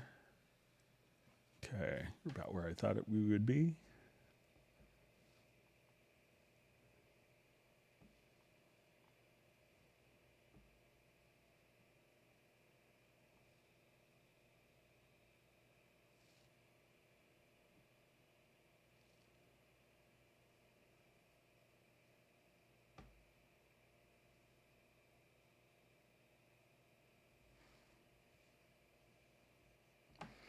Okay, so just see kind of a clarification to an earlier question.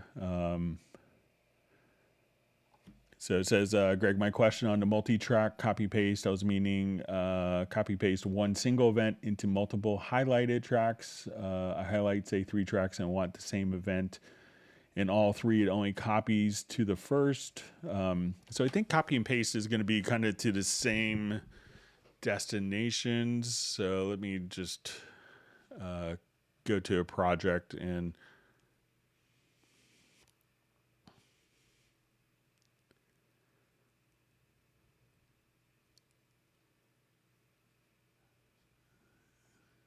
we'll try it in this project here.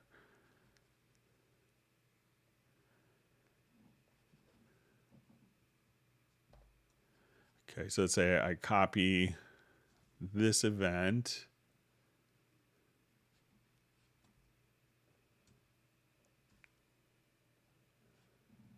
And I'll move my cursor over here, and I'll have these 3 tracks selected.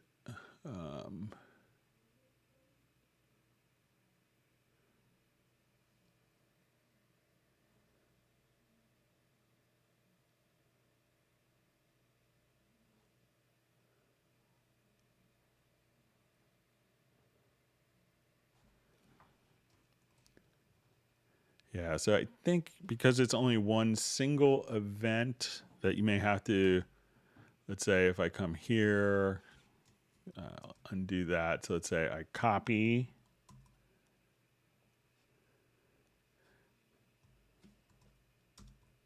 So you may just have to hit the arrow key to go down because it's going to be kind of a one-to-one relationship with the standard copy and paste command. So again, I'll just undo that. But let's say if I copy this part here, because it needs more of a single destination because it is a single event. But if you just paste, hit the arrow key down, paste, hit the arrow key down, paste, you could do that as well pretty easily. Sorry for misunderstanding.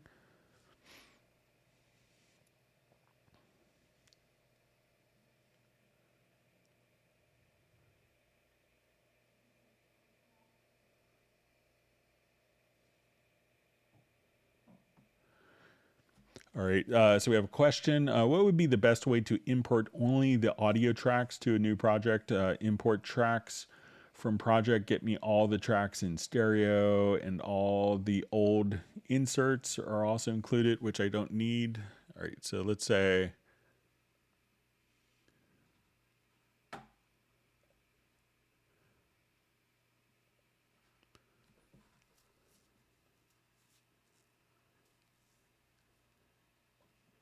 all right, so I'm just going to revert this project here.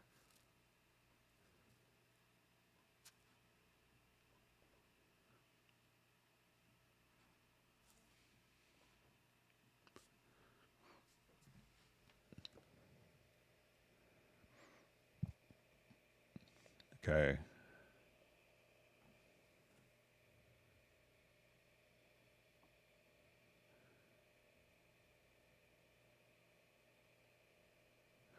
Okay, so let's say I have this project here. I want to do a new project. And I'm going to go ahead and just insert just a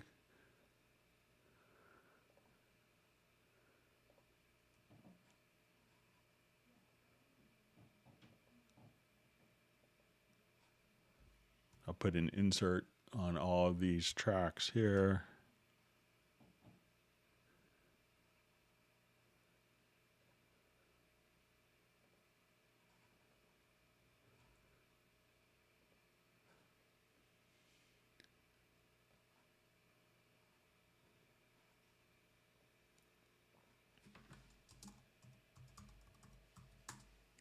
All right, so we'll save that. Create empty.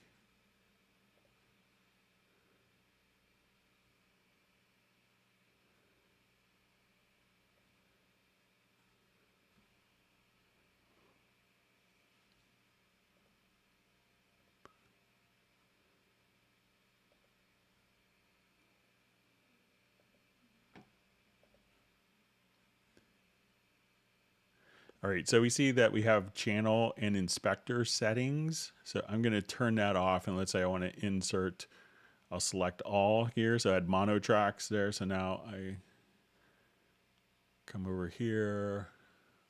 Let's see if I did that wrong. So, okay, so this is our project we just created. So I'm just going to insert the events and parts.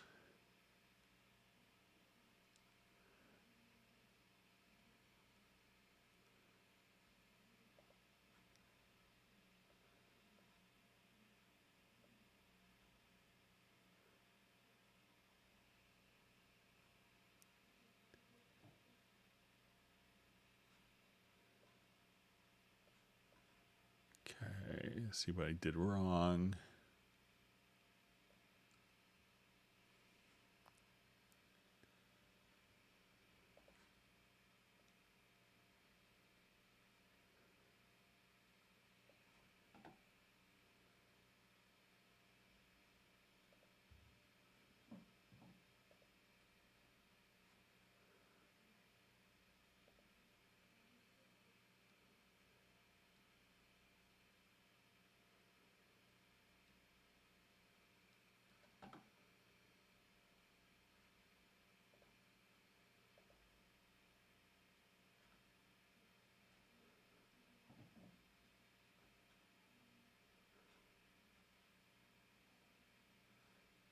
All right, I'm just going to check my pool window here.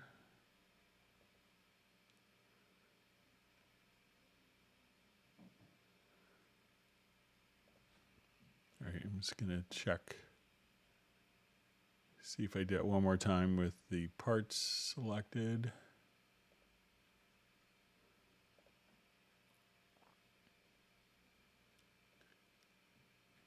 Let's see if this.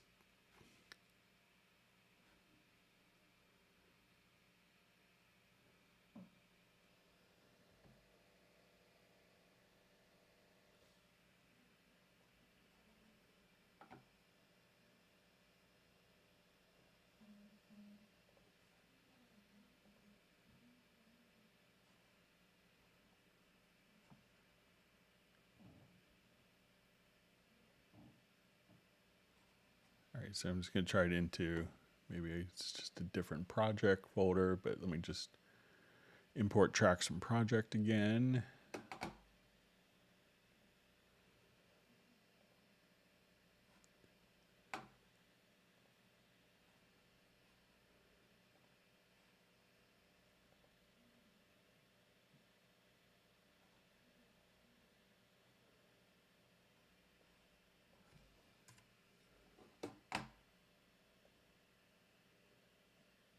Try one more time. Seems like this should be working.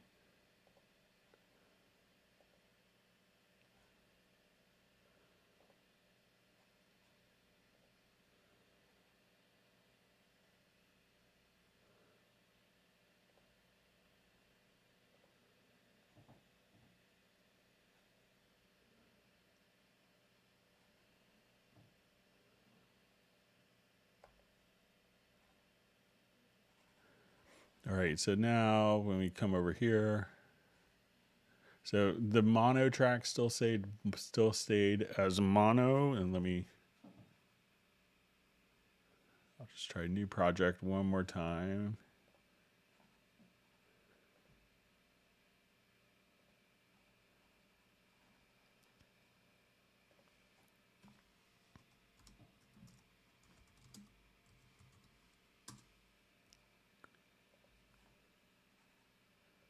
Maybe I give it the same folder.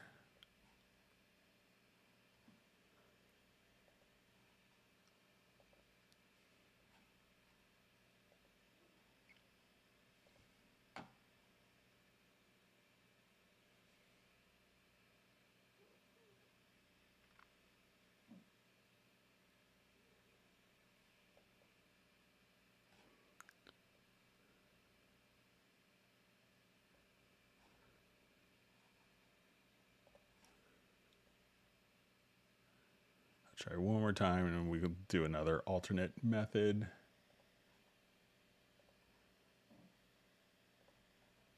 Let's see if this makes a difference. Doesn't like that. All right, so one other way that you could do this, if you just wanted that, is let's say if we have our different project open, that we could select all of your files here.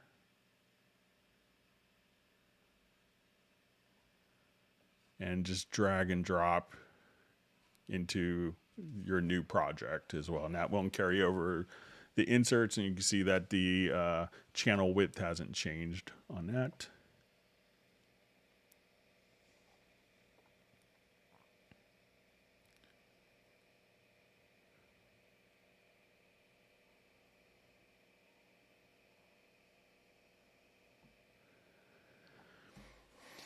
All right, so we see a question. I've been using the key command audio enabled / disable track. Is there an enable only or disable track only so I don't have to deal with toggling? So I believe that's going to be just a toggle on and off, but I'll just do a quick.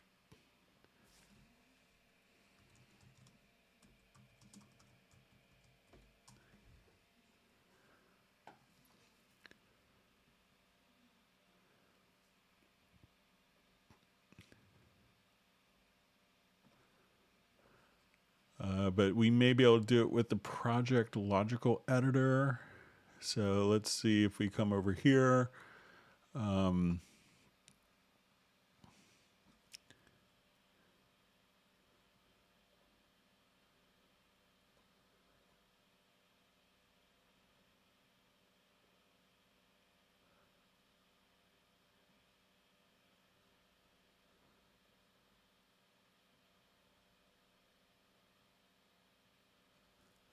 see.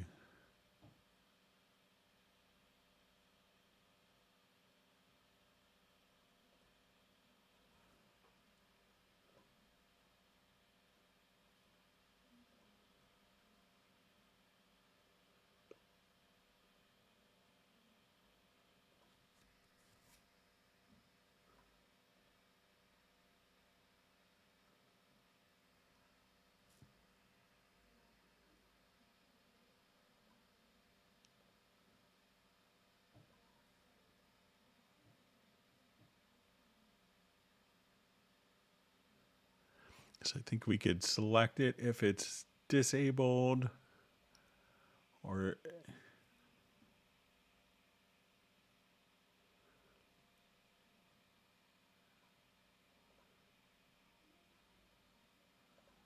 let's just start from scratch.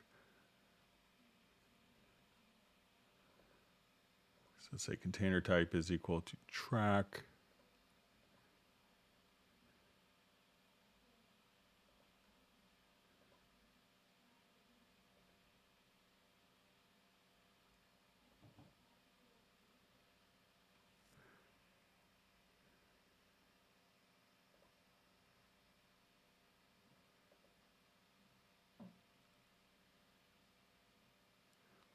Yeah, I thought they might be able to bypass track so we can use it as a selection criteria and probably toggle, but I think it's going to be more of a toggleable icon where it's just going to go back and forth as opposed to having independent keyboard shortcuts. And a lot of people prefer that because if they're mapping out to an external controller, they don't have to have two buttons to kind of have the same on-off function. So,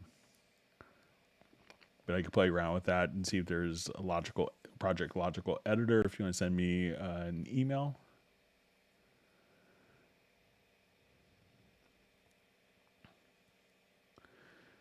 Okay, so we have a question. How can I get a Cubase Pro 11 code? And Lars says maybe a license. So if you purchase it from your dealer or from the Steinberg online shop, you'll get a download access code. So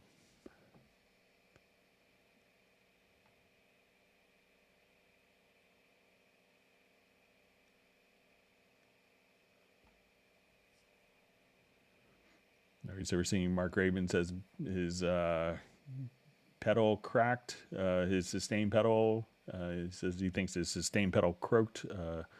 So yeah, there's a number of inexpensive pedals that could work. I think I've had the same Yamaha one since 1990 or so.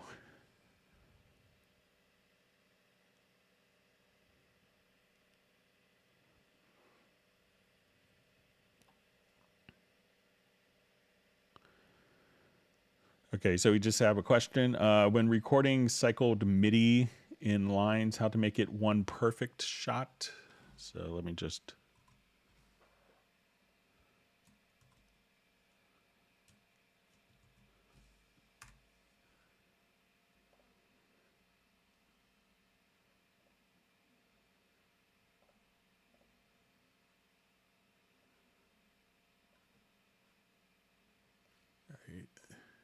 Just set this up for a quick loop.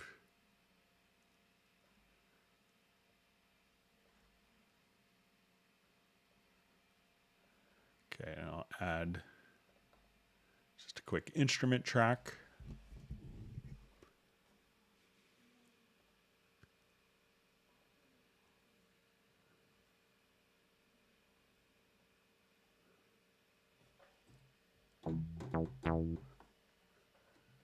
Okay, so let's say if I want to put this into cycle mode here, so I'll activate my cycle between left and right locators. So I'm going to go ahead and go to my MIDI record modes. And let's say with cycle record, we want to do stacked. So let's say as I do just quick recording.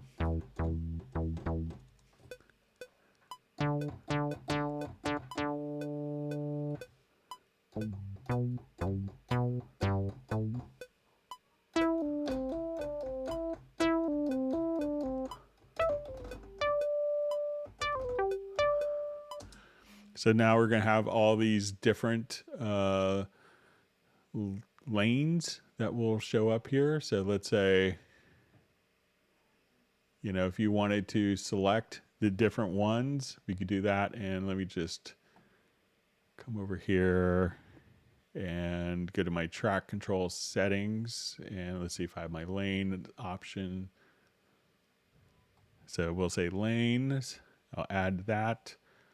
So now I could come over here and I could see all the different takes that I've just recorded. So if I wanted to grab the little hand tool instead of the comp tool, because I want that section from these notes. So I can say, okay, we're going to take this. And now I could.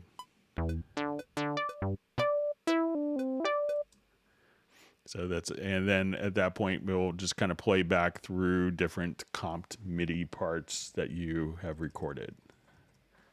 So you may have to, on the actual, on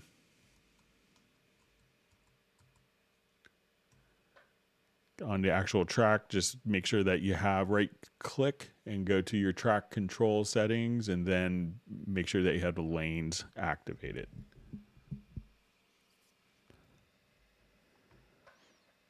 And also just check your MIDI record modes, and you probably want it to be in stacked.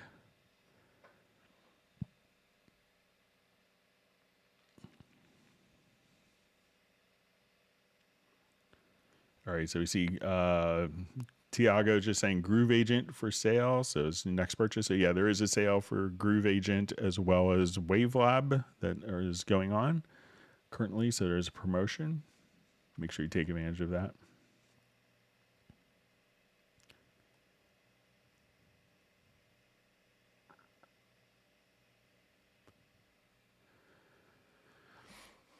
All right, so we just see a question. Hey, Greg, how do I find the key of a 2-track song or beat in Cubase while I'm recording? So, you know, if it's going to be an audio file, you're going to have to just kind of sound it out and, you know, figure it out. So, you know, there's no provision for figuring out what the key of an audio file is. If it's going to be for a MIDI part, all you would have to do is to just, you know, select a part in the MIDI here. And if we go to, and I'll just get rid of this again. So if it's MIDI information, I assume it's going to be audio, but if it is MIDI, you could come over here to the project menu and take a MIDI part that has chords and be able to, you know, create the chord symbols, and this will tell you the key. So this will say we're in the key of G major here, but from audio, there's no current way to automatically determine the key. So you may have to just kind of play different chords and figure it out. And if it's, you know, like a 2-bar thing, it's probably not going to be that hard to figure out by listening to it.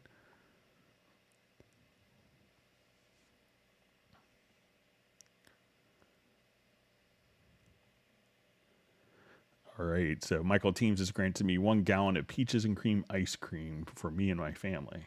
All right, thank you so much, Michael. It's very generous. Hope you're able to stay warm.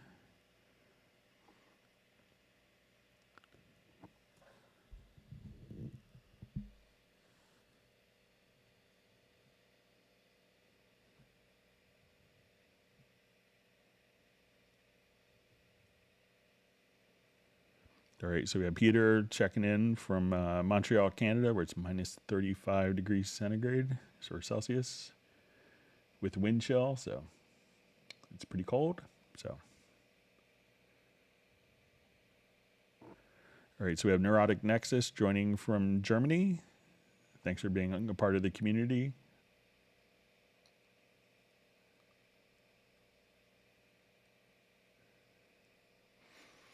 All right, so we have a question. Can you talk about the listen button specifically when working with soloing an effects track? All right, so let's say if I have a reverb on my voice here,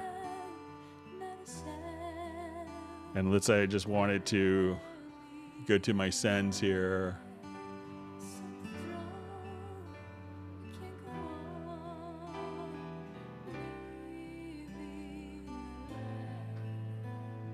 All right, so let's say as we're listening to our vocal,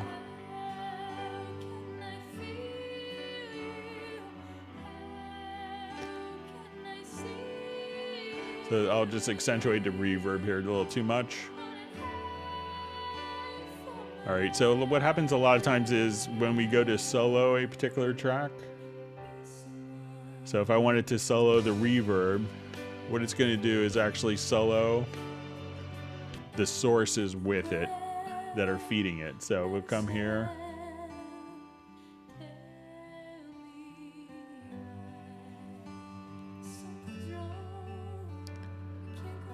Now let's say I'll just...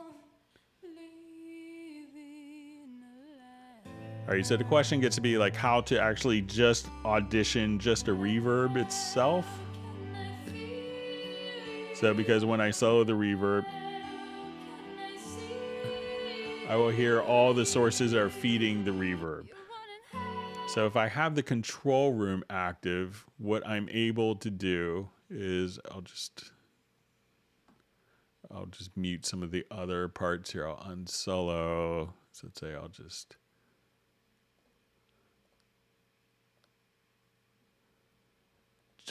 so we could hear it a little clearer.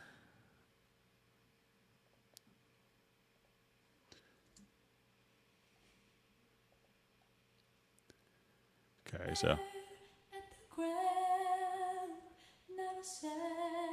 so when I solo the reverb, it solos also the source feeding the reverb. But if I wanted to just listen to the reverb by itself isolated, that's when we could click on the listen bus. So now we're just hearing the reverb itself.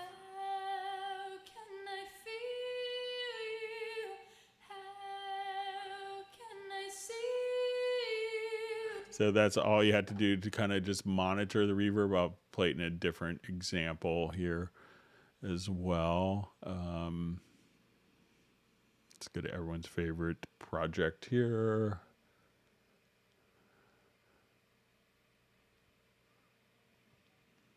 All right, let me just open it up.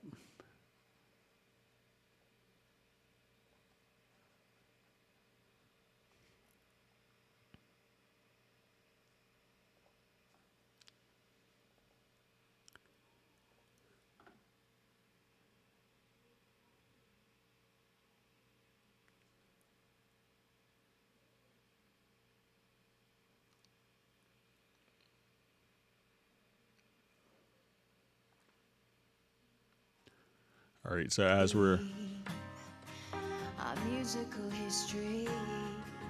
get some samples loaded up here.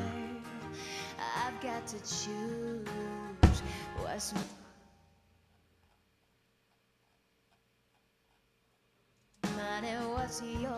So now when I go to the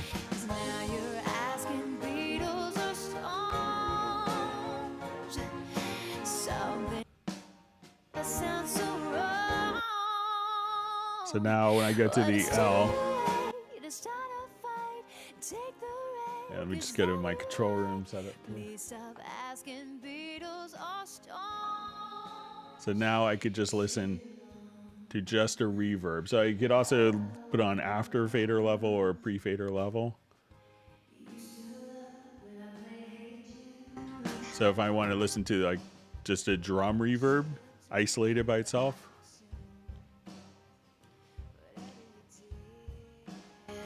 So now instead of soloing, which will include the source material that's feeding that effect, I could just click on L.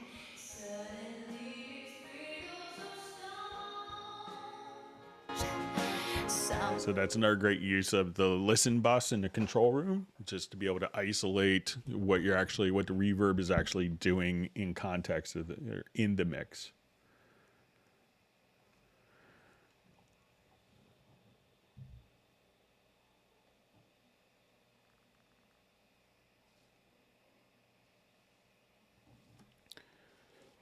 Okay. Okay, so it says, we have a question. When I recorded a track in stereo audio, if the wave of the left channel is lower than the right channel, normalizing the stereo won't both left and right to the max pick, but only the right channel. Okay. So let's go to another project here. We could...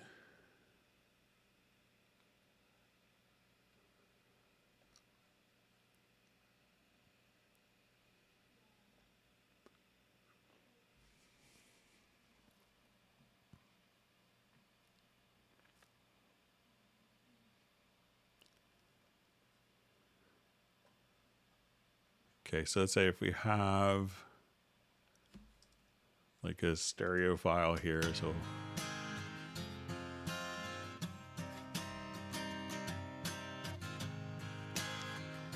all right, so let's say okay, so I'll just kind of fake this to recreate the scenario. So I'm gonna go to my project and we'll convert our tracks from multi-channel to mono. All right, so let's say so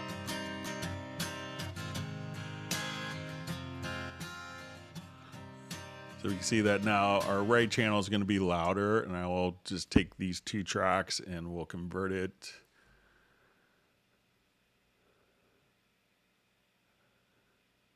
Mono to multi-channel, so we'll just do our selected tracks. Okay, so now when we go to our sample editor, we can see this. Okay, so where my right channel is hotter than my left channel.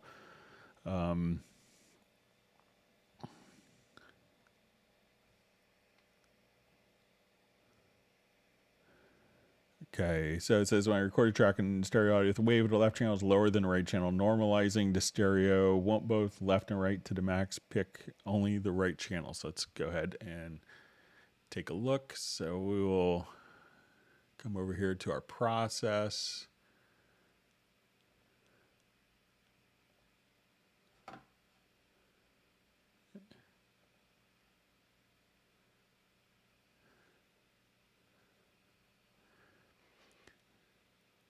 So, you know, if you do that, it's going to take kind of usually normalizing will kind of take the loudest level. So you may want to, you know, take that file, select the track, and then, so you could do kind of processing independently, you know, just do the convert tracks like we just did, say multi-channel to mono, and then you could adjust accordingly there. So, and then you could probably have, you know, because it's not going to be just, it's going to be a normalizing on the whole file, and it's going to use kind of the peak levels for that. So it'll just kind of raise it, but it may not equalize the left and right channels. So you may just want to come over here and convert it to monos and do processing on it.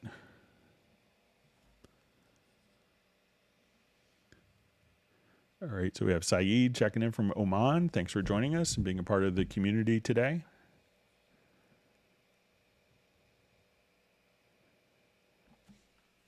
See that Peter is, since it's so cold, that he's kind of staying in front of the fireplace today, so that's a good plan.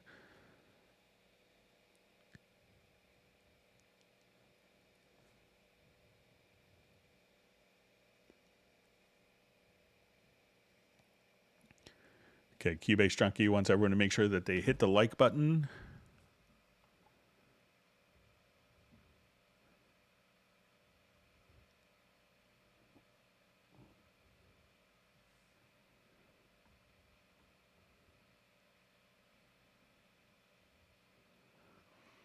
All right, so we just see a question. What's the best way to move VST instruments and sample libraries from internal to external drives?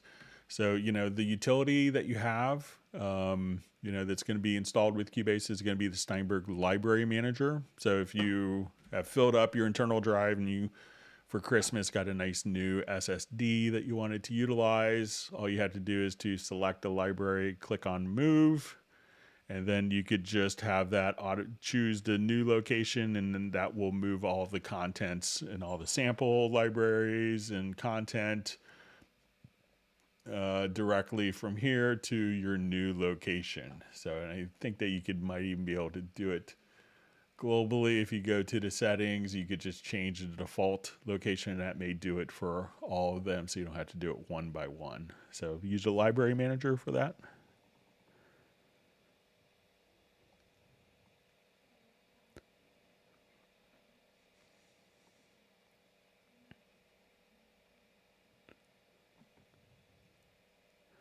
All right, so we see Kai Wen Franklin on the live stream. Thanks for joining us. And he's hoping to get some placements this year.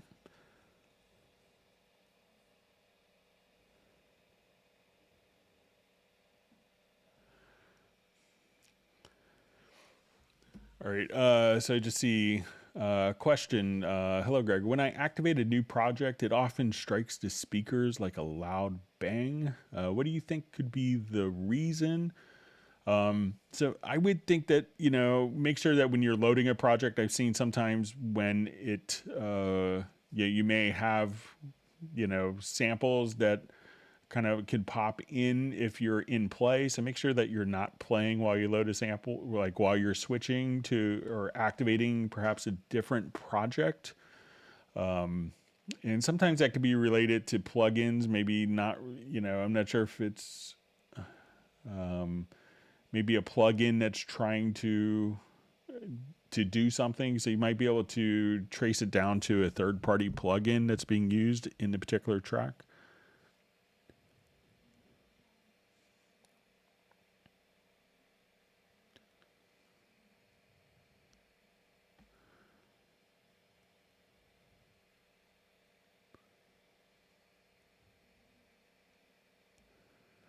Okay, so we have a question from Jeff Sabelski. It says, Greg, when using mono tracks versus stereo tracks, is there a way to more easily see the panning applied on mono tracks as easy as it is to visually see the panning on stereo tracks in the mixer? All right, so let's say if I just wanted to come here, let's get to the MixConsole. I'll just load up, do new projects since I have an Ambisonics.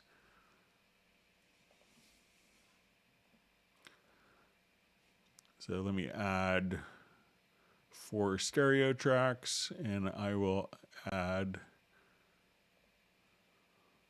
4 mono tracks.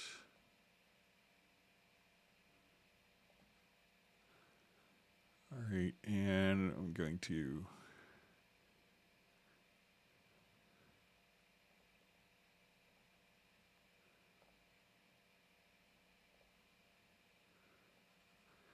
So, when I look at the mixer, so these are stereo tracks, so I could have these, so when we look at, channels 1 through 4 stereo, 5 through 8 are mono, but, as we look at the panning here, they really seem identical to me with the panning controls. Let's go to like the full screen mixer view and see if that looks any different. So I think that's, to me, they look identical.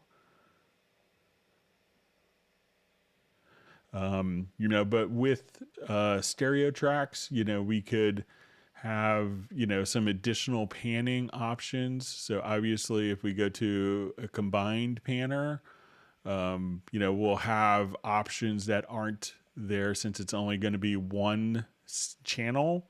And we're not panning 2 channels, but if you're kind of using the balance panner, it's going to be the same. But, so you're not going to be able to kind of visualize it as much because you're not working with 2 different channels to work with. So let me know if that makes sense, Jeff.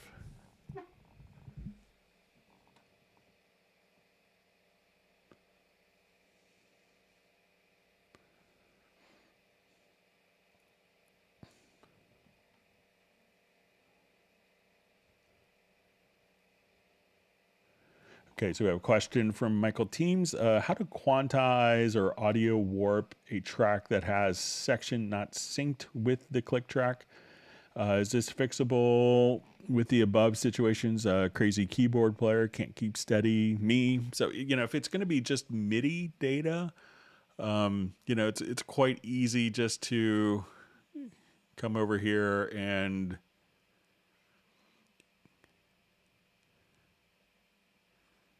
let's say if I wanted to take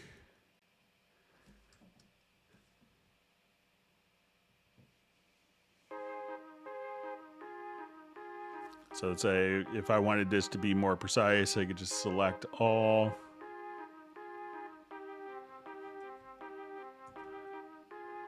And let's say if I just wanted to quantize this to quarter notes.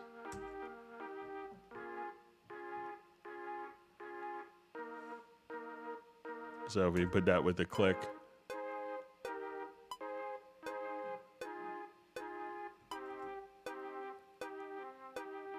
Now let's say if I want it to be set to 8th note.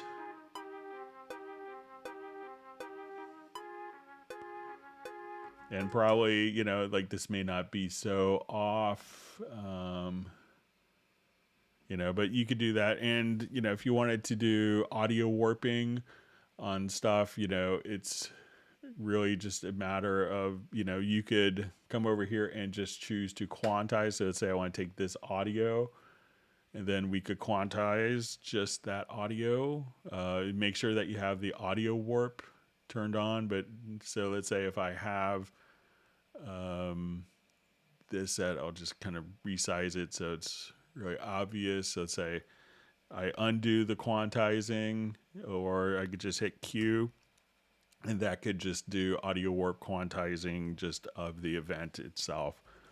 So should be easy, you know, and I'm not a keyboard player, so I get to fix all sorts of horribly performed keyboard parts on my end.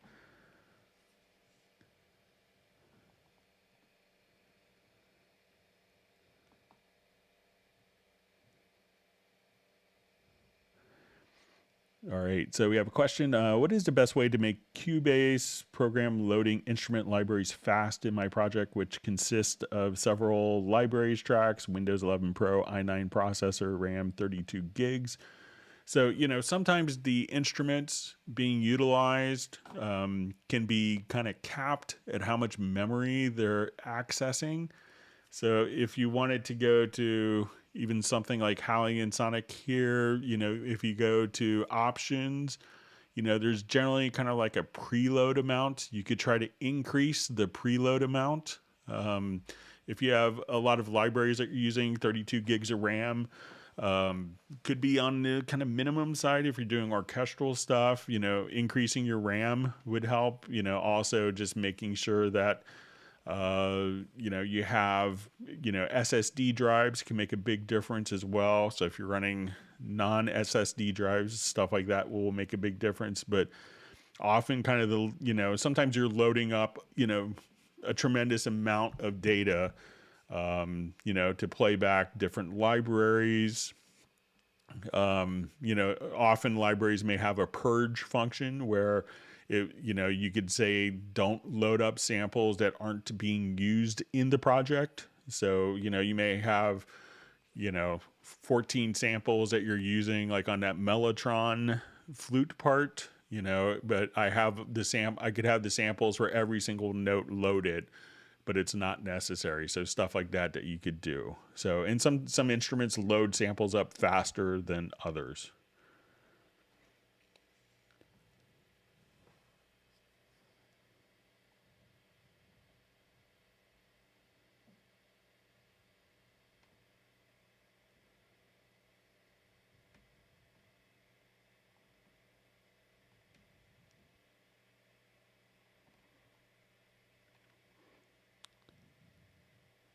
All right, so we see Kaiwa and Franklin just wishing everyone a happy new year. So we hope you had a great holiday season. Great to see you back on the live stream.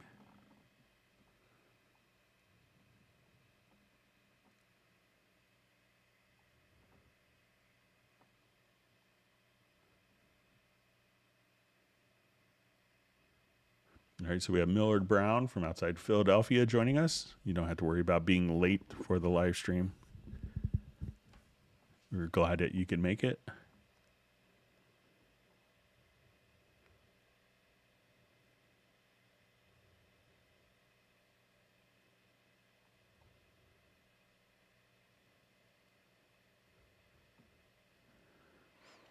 All right, so we just see a question. What's up, Cubase? What are we making? So we're just answering questions that people have about their Steinberg products.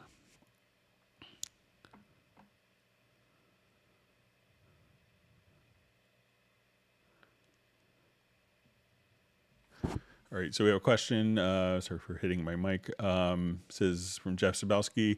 On older noisy stereo tracks from the past, should noise reduction be applied before unmixing stems in Spectral Layers 8 Pro? So it could really depend, you know, sometimes there could, when I've done restoration or kind of like forensic audio editing, I found that sometimes, you know, it's good, you know, it could vary depending on the file when you want to do noise reduction. But but you could actually just take its own layer of the noise using Spectral Layers 8. So I would try both ways and just kind of see what results that you get with it. And it could be, I would say that there's not going to be one fast, hard rule, that it may just depend on file by file which approach would work better for you.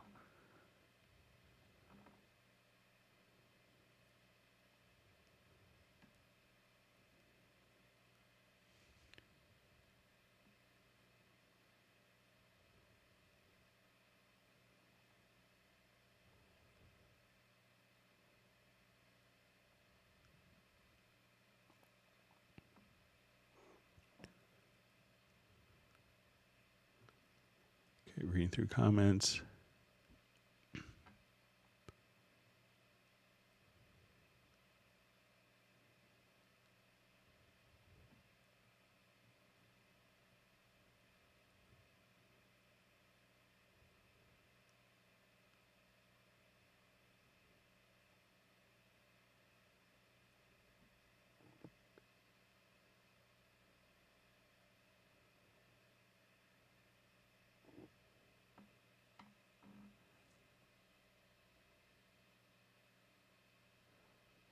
You see Jeff Sabelski is making more oboe reeds today.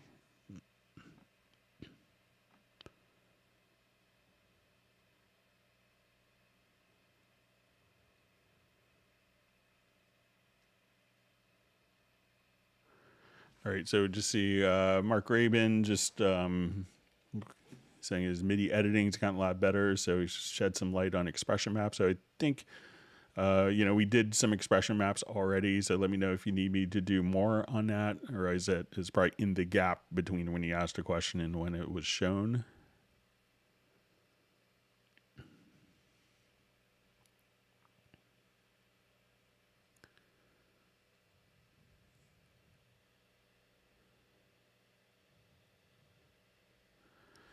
All right, so we just see Cubase. Is there a way to record a mono source to a stereo track, i.e. vocal mic to a stereo track with both sides recording? So generally it's going to be kind of a one-to-one relationship because the stereo track is going to take two inputs. What I've seen some people do is, get a basic Y cable. So you go out of the microphone into two inputs of an audio interface and then be able to use that for recording two channels simultaneously. I've seen that used a lot with people that are, have an audio interface that, like early USB interfaces that didn't have built-in DSP, where you may have to, if you're using it for like a podcast or kind of like a presentation like we're doing now through OBS, where that would give you like, two mic inputs from one source. So you could always try that, Michael.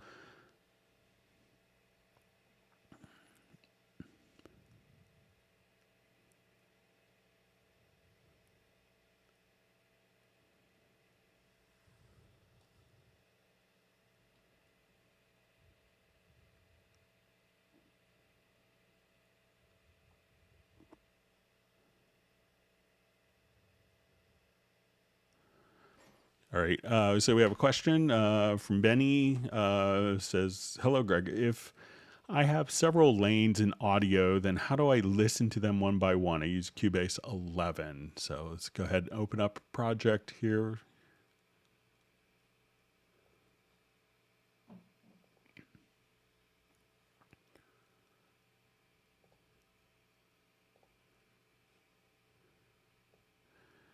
Okay, so if I have my lanes visible here, so I'll just...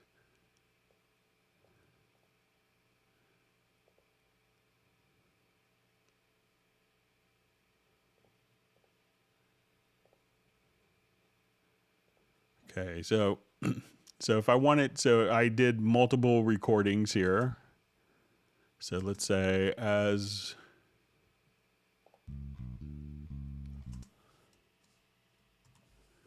so right now we can see that when we have our audio event kind of with these horizontal lines going across like this that indicates that there's several audio events underneath.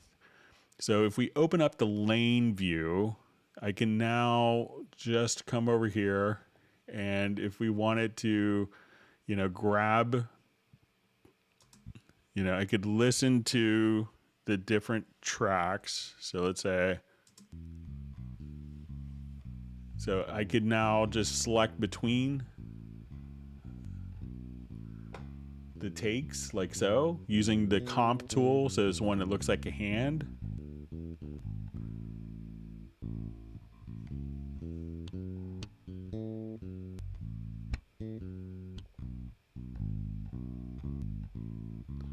So you could do it like that. And if you wanted to make a comp edit, we could come here. And if you wanted to listen to different sections, hold down the control or command key, and then you could audition the different takes.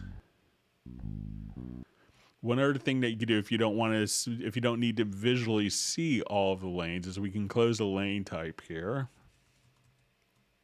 And if you go to the bottom center, we could see this little drop down menu. So I'm going to just select my sizing tool, and then I could just select different takes.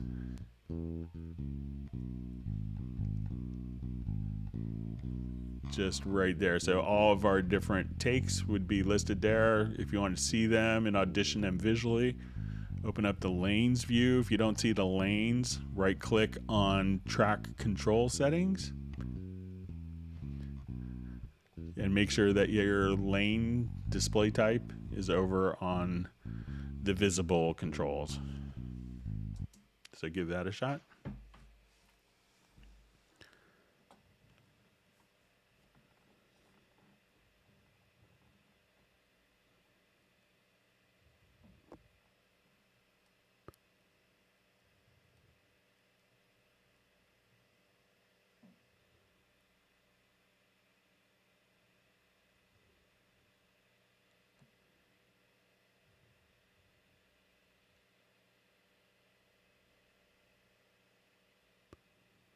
Okay, reading through comments. So thanks for all the great questions. All right, we have Alexander from Moscow checking in. Thanks for joining us.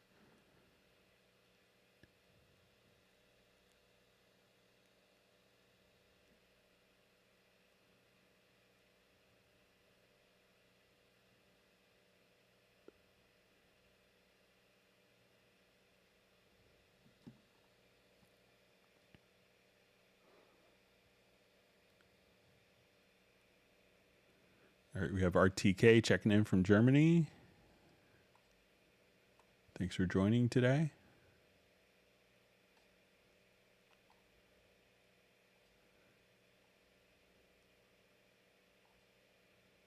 Okay, my chat field jumped on me, so let me just get back.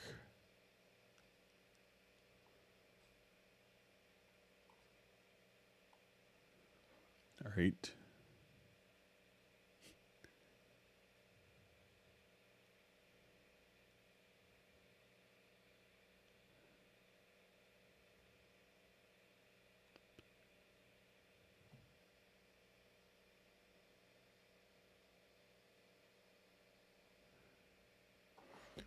All right, so just see, it says, my Kemper sounds awesome through my monitors, but when recording direct into my Claret via SPDIF, in my Cubase 10 Pro, it sounds really bad, like digital buzzy, fizzy artifacts. Any ideas?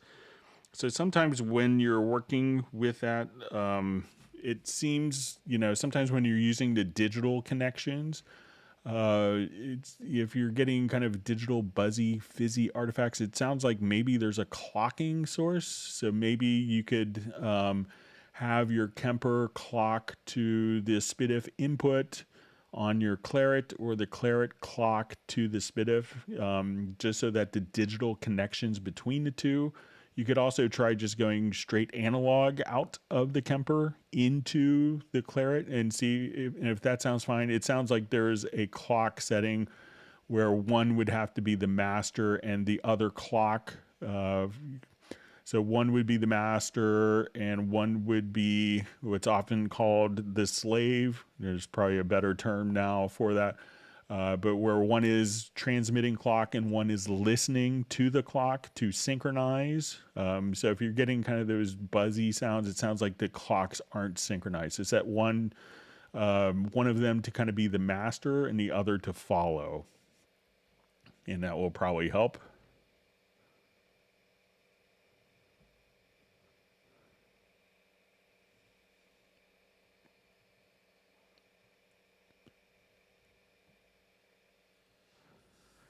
Yeah, and one other point that I saw,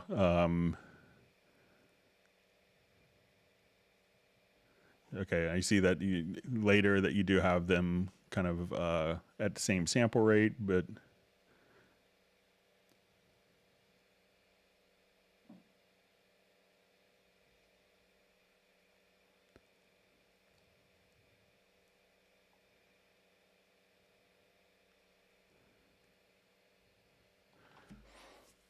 all right, so we just see a question, why can't I open M4A audio in Cubase? So, we can, work with, it's just not one of the supported formats. It's not very commonly used in audio. So I know some programs, you mentioned another program that could open it, and that's fine. But, a lot of times it's really easy just to record straight out from your phone to it. So a lot of times it's going to be like, very compressed sounding audio, so it may not give the best results, and there's a gazillion different compressed audio formats, and we support a lot of them, but M4A isn't one. So I'm sure that you could convert it to MP3 or WAV files easily enough.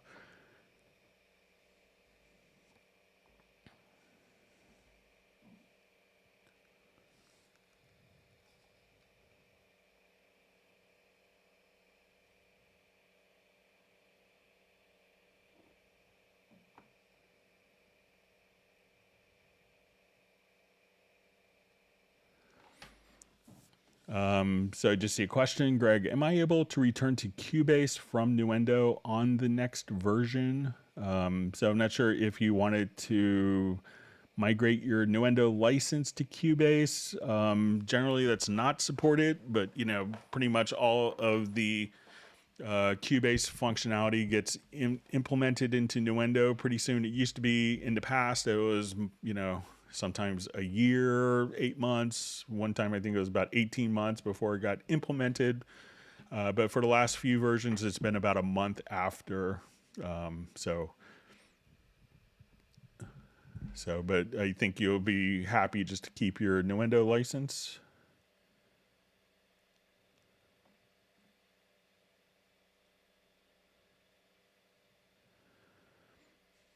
All right, so we just see updated Cubase to Pro 11, especially gone as a right-click menu in particular velocity and transpose. What is the new way of doing this?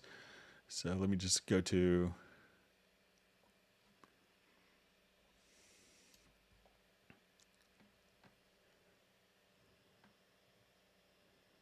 All right, so let's say if I right-click, I know some of the functions, let's see if they. So, often, so within, going from like version 9.5 to 10, the right click capability has changed. But, if you right click and just go to functions here, you could just see your velocity settings directly there. So try that. And if you wanted to toggle that preference, so that's the main keyboard when you right click, so those are the main tools.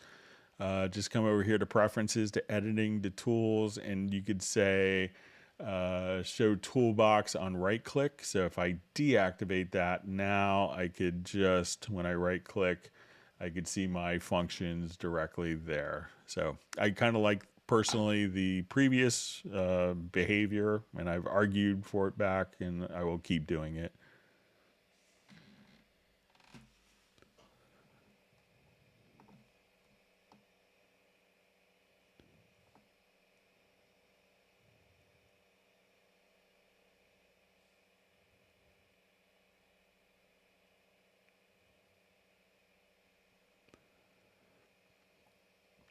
All right, so we have a question. Any updates going to happen for Cubase 11 before 12 raises? I know it was said not planned, but why? You know, because I think that most of the development at this point is focused on Cubase 12.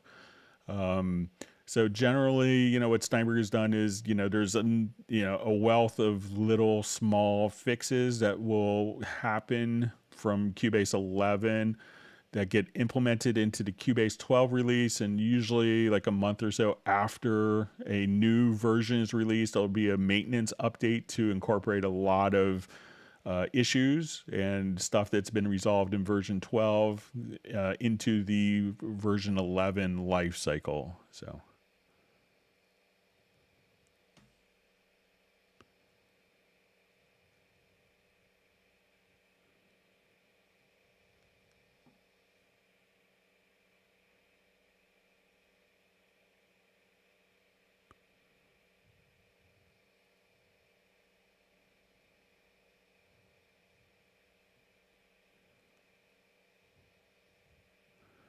All right, so I just see from Neurotic Nexus also the Midi API, better video format support, several bugs or oddities not fixed.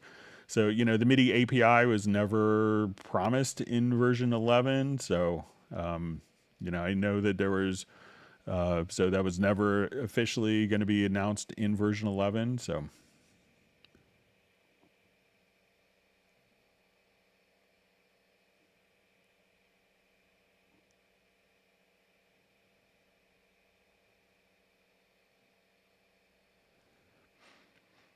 All right, so we have a question from Peter K. When I'm in the mix window and I add an effects or group channel to selected tracks, it adds them all the way to the right. Is there a way to add them next to the track you are adding them to? All right, so let's say if we go to our MixConsole here, I'll activate this project. Or maybe just go to another one. It's a little more audio friendly. Okay, so let's say I'm in the MixConsole here, and I wanted to take all these drums and I wanted to route these drums to, so I'm going to add a group channel or an effects channel to the selected track. So you get this choice here in the folder setup. It's probably not the best terminology. And it may default to create inside folder, which that means it places it into the groups folder or the effects folder. But if you choose create outside folder, now that effects channel is added just to the right or directly below the last selected track. So once again, if I wanted to add a effects channel to this, select the tracks, we'll add effects channel to selected channels, and we'll just choose to create outside folder. And now that will be added just to the right of the selected channel. So choose create outside folder as opposed to create inside folder. And that will give you what you want.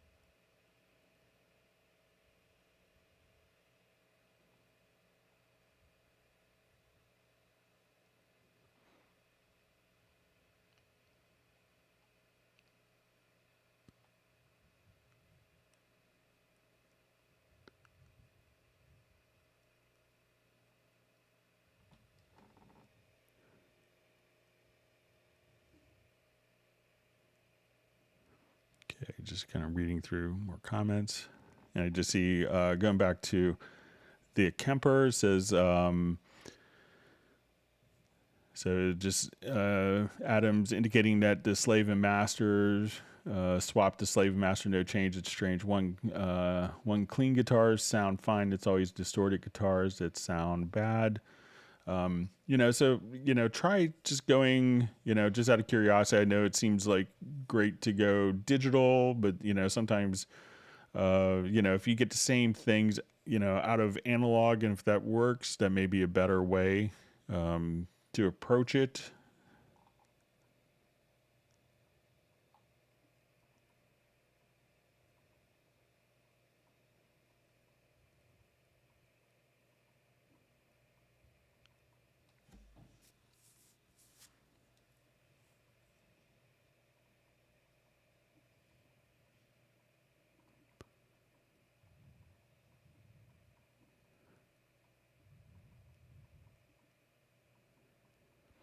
Okay, so we see Promo Kid VK just came in to learn, so thanks for joining.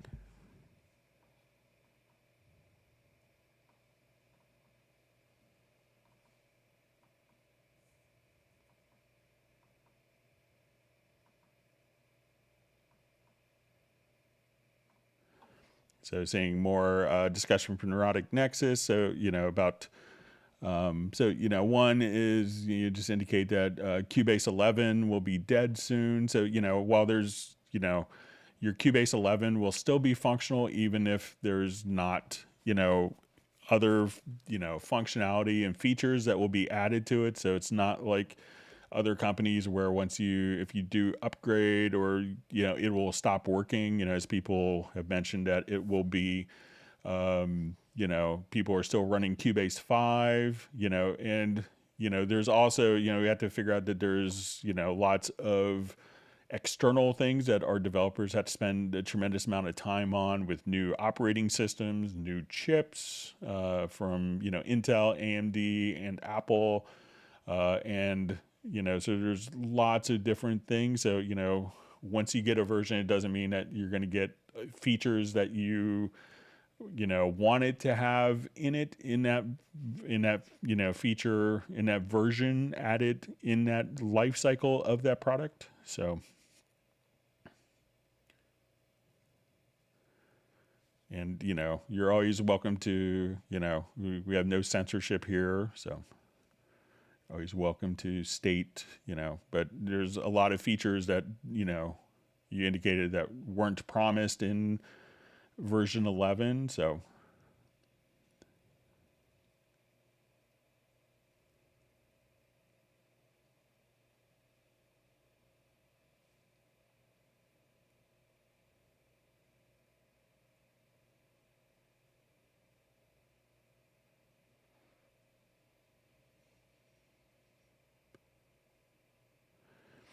all right, so we see, does Cubase run VST2? So yes, it runs VST2 plugins, but it won't run 32-bit plugins. But VST2 does not indicate that it's 32 or 64-bit, but most VST2 plugins are 64-bit.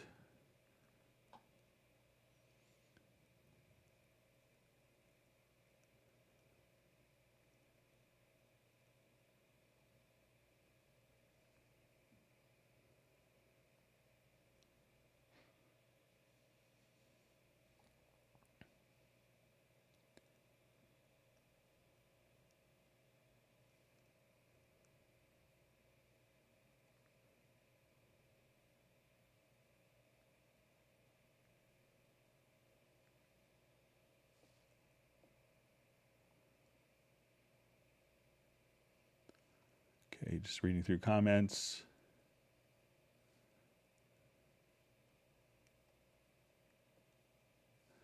So you see from Cubase Junkie says, I got a legit version of Cubase 11. It won't let me go to Cubase 5, but it's still got the installer for Cubase 5 on my external drive from back in the day.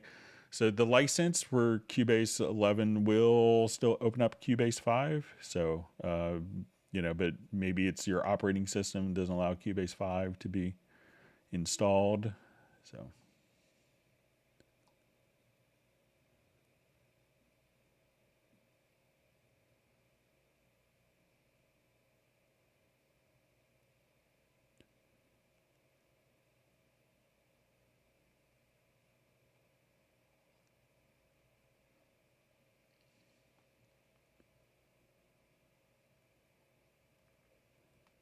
Seeing people missing unboxing videos for Cubase, yeah. And then we get criticized for shipping boxes of a code and a CD for environmental concerns, so.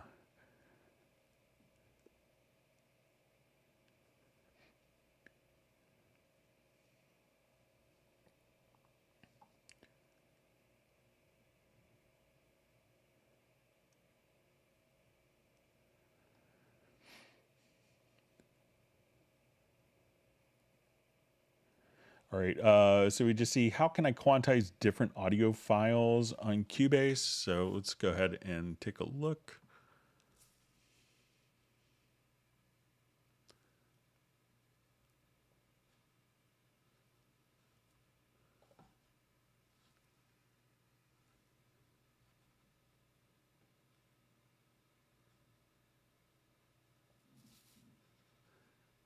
Okay, so let's just take a look at a quick project here. You know, so if we have, let's say, like,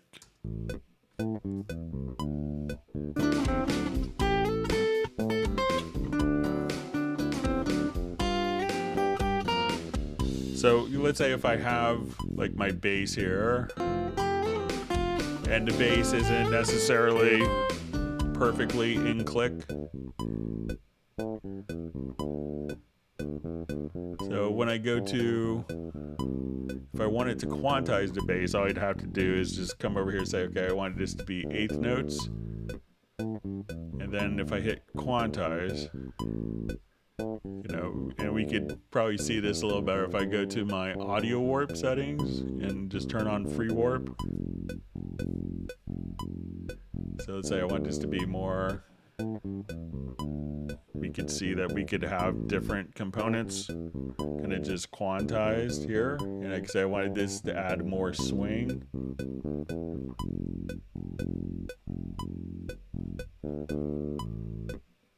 And we'll just go ahead and have it play with the drums. And if you look at all the warp edits, all you have to do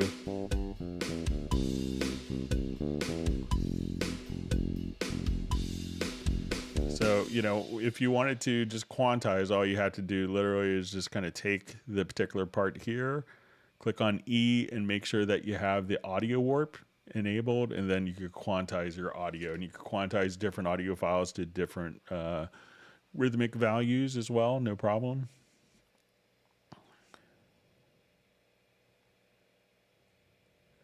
See that Nick is glad to get his Beatles and Stones fix, so that's good.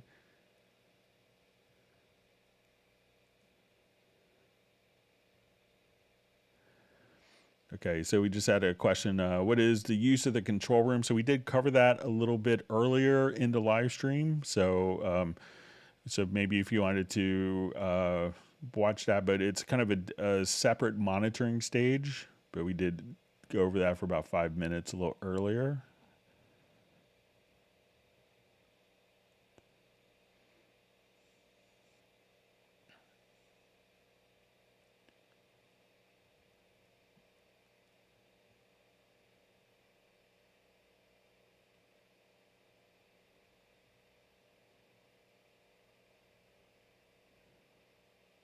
Okay, just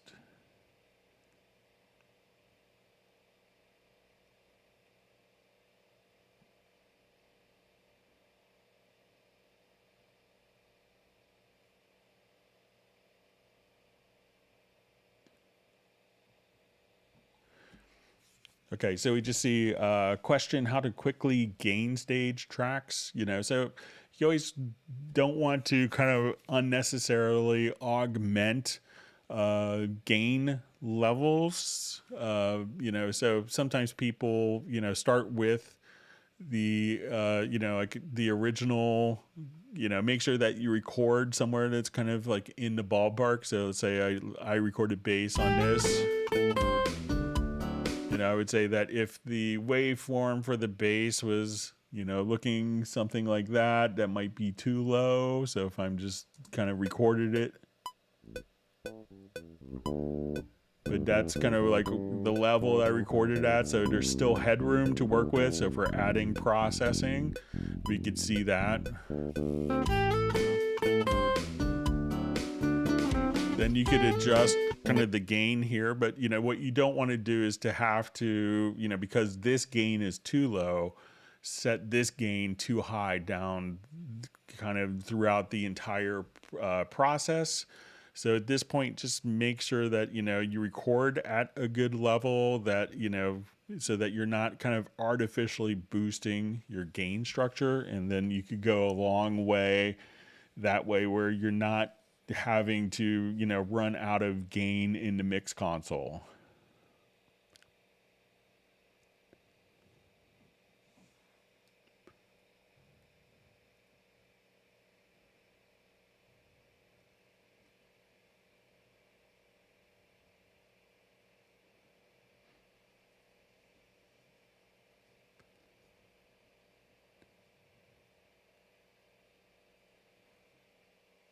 All right.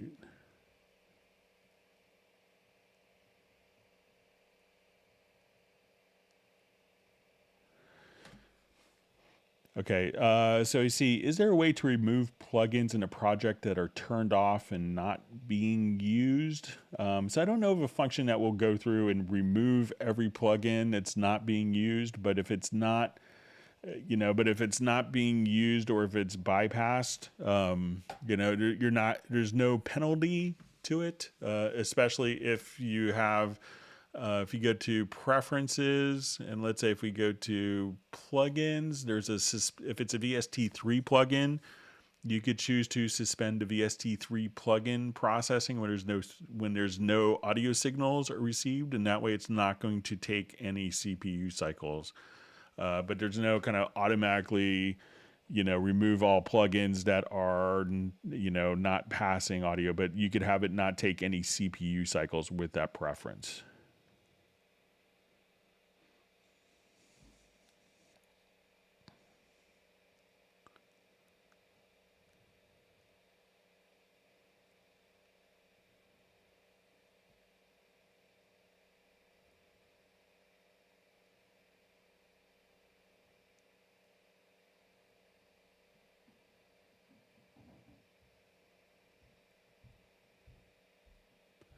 All right, so we have a question. Can you show me how to modify the volume dynamics, like piano, forte, etc., of a Midi region? You know, so generally, you know, if you have Midi data here, so let's say we have Midi drums on this, you know, you could just come over here and just, you know, if you wanted to, just glue these together here. So, you know, if I wanted to just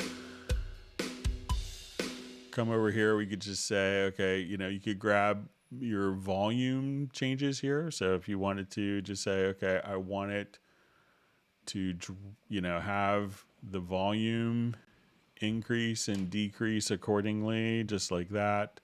So as we play,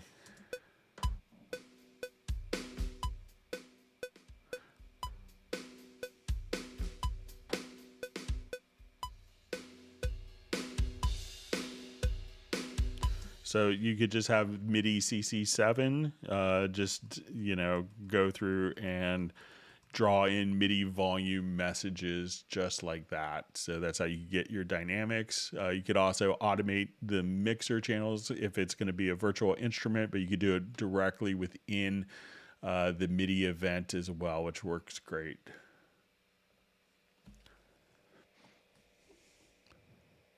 All right, so we see Real Raven 2000 has joined us from Ireland. Thanks for being on the live stream.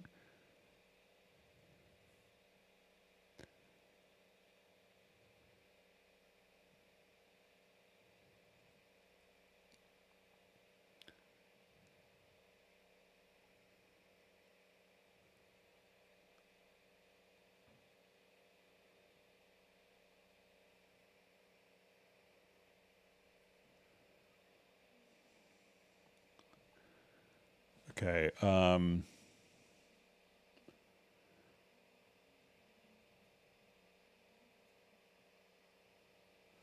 Okay, so we see from Jeff Sabelski regarding panning, says Greg, yes, panning. It's easy to see the panning effect on the stereo meter once a live signal is playing, but the one fat mono meter signal singular fat meter without the visually seeing the pan. So, you know, if you're not going to, so say if we come over here,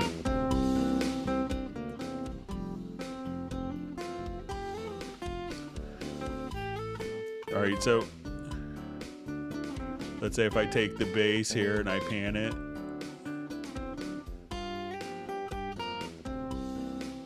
so let's try changing your meter position. So if I come here and we go to global meter settings, so if I have it set to input meters, I see one fat meter. But if I right click and go to my meter settings, global meter settings, and we set the input to post panner, now when I pan my mono track, I can see that my bass is all the way over to the right channel. That we see the panning reflected. So it just depends on your metering position setting. So again, just to do that, right click, global meter settings, and then you probably have it set to input meter, so it doesn't really, you don't see the reflection in the metering. But again, just right click, global meter settings, and let's set that to post panner.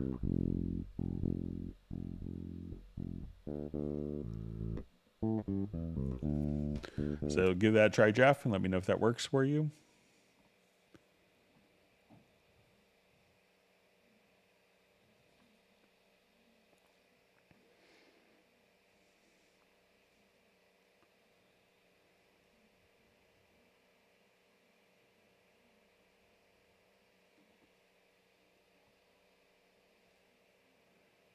Okay, reading through more comments.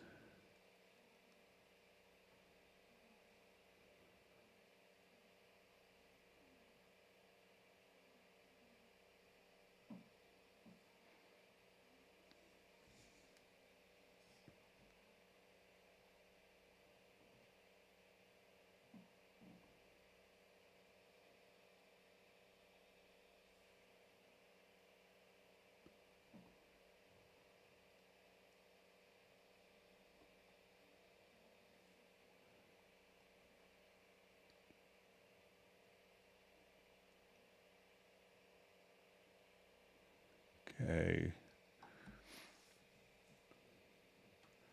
Okay, so we just see, hi Greg, when my outputs are routed for metronome use, I have no sound for auditioning loops. When I reroute outputs for loop audio, then I lose my metronome audio. What's the best routing for both? So probably, you know, if you come over here, let's say if we have like our metronome, and right now I have it going through the control room, so I could audition different loops here. So let's say, but often what happens is when you have the metronome in the control room, if the metronome gets turned off through the control room, then the metronome could get bypassed here. So make sure that you have the metronome signal in the control room, and you could just see that in the main area that this is activated. And then you should be able to hear it with the control room and be able to audition loops as well.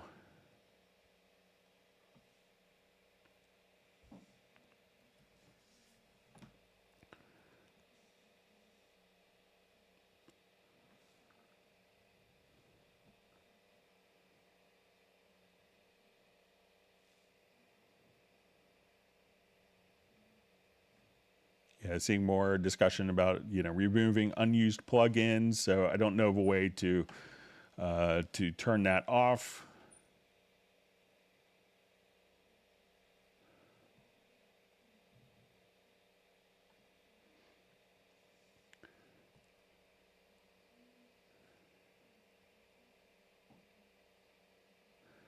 Okay. Okay, so we have a question from Max Storm. I need to make a live recording of a jazz trio, drums, bass, guitar. The drummer uses a Roland TD-27 and wants the recording done via USB using the Roland ASIO driver. How do I record the rest simultaneously? So I would suggest not recording the audio through the Roland ASIO driver. I would record the MIDI data from the drum set into the ASIO, so record the MIDI from the Roland drum set into Cubase, and you could do that via USB.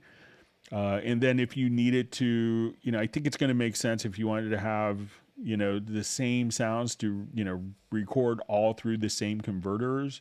So I would make sure that everything is fine with the MIDI recordings. And then, if you needed to just, take the outputs from the Roland ASIO driver to whatever converters that you're currently using, a lot of them will, a lot of built-in audio drivers for keyboards and drum modules only do stereo. So you have to kind of mix everything down to one stereo source. So you're probably better off, maybe recording and you may have multiple outputs where the kick and snare and toms and cymbals could be put onto different outputs, audio outputs that could be captured into the computer. And, you can't really run two multiple USB drivers. You could do it through like an ASIO for all or a aggregate device on Mac OS, but the results are often less than satisfactory and often impose additional latencies. So you're probably better off consolidating all the audio, but I would record the MIDI from the performance. And then after the performance, if there's any edits in MIDI, then just, play the MIDI back and then capture the audio source or replace the samples.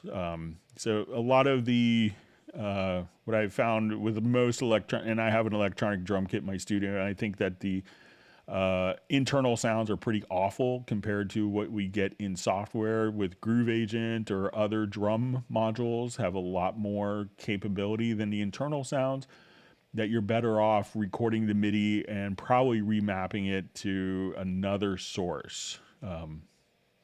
So I would try to shy away because, there's no real effective way, other than kind of a workaround to get multiple USB devices to record audio simultaneously and to have them synchronized sample accurately. So.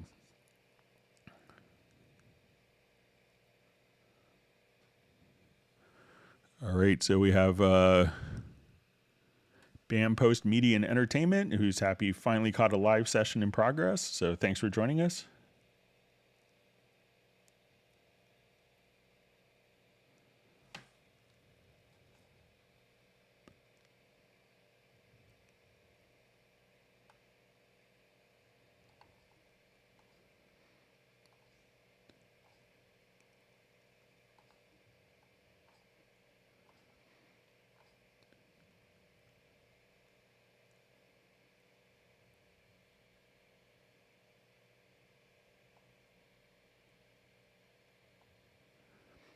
Okay, my chat jumped on me, so I think I'm in the ballpark where I was.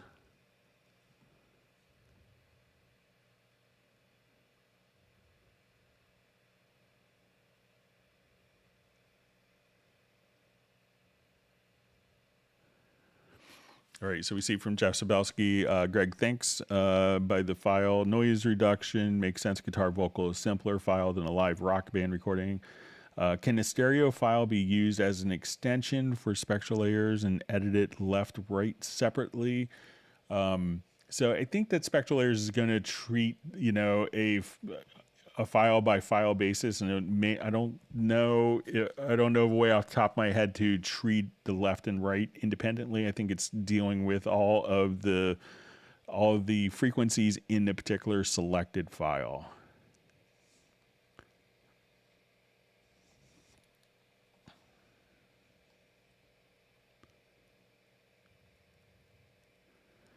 All right, so we see the Monk Beats is on, and he smashed the like button, and he's like number 135. All right.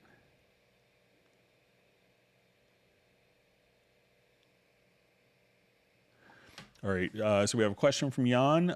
So question on backup project. Should I check it or not when backing make direct offline processing permanent. If not, check the edits folder does not back up. I just want to mirror my project. So I would, if you wanted all of the files, so let's say if I come over here to so let's say when I do a backup project, so we'll do a new folder.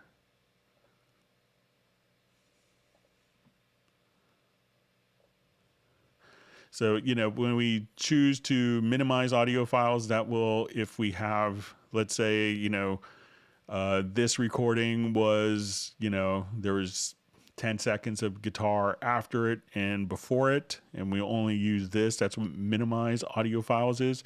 If you have done direct offline processing, like, where we apply effects and, reversing or normalizing audio, if we choose to make direct offline processing permanent, that won't carry over the original files. So I think if you wanted to, maintain the most flexibility, just leave that unless you're really, really hurting for hard drive space, which is, usually not the case with, hard drive space these days and cost. So I would just kind of, I would probably uncheck that unless you really didn't have enough space on a hard drive.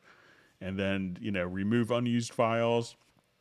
So if you're sure that, you're not going to use other takes, you don't have to include those in the backup or backing up the video, or if you've done mix downs within the internal project mix down folder. So I would keep the direct offline processing permanent in case you needed to go back and make a change.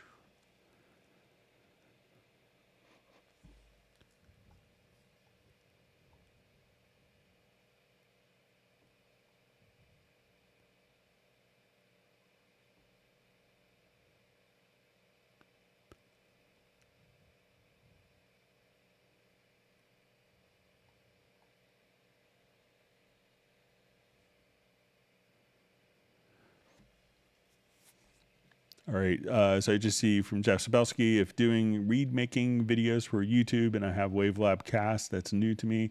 Is there any advantage to first recording using Nuendo or Cubase 11 Pro before Wavelab Cast? Not really, because you could record the audio directly into Wavelab Cast as well. So.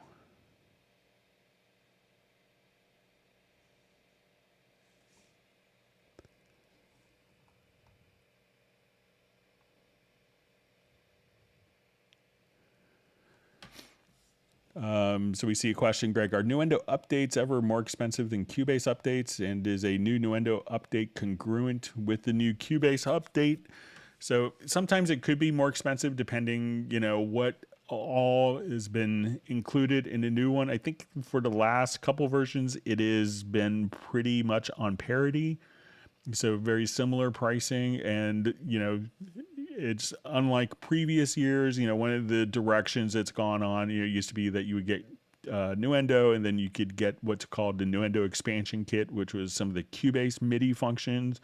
But generally, what's been happening, I think what the future direction will be, is that, all Cubase features, what's in the new Cubase release will be in the latest Nuendo release. So it might shortly, it might be a month between or a couple months between, but generally it's going to be consistent.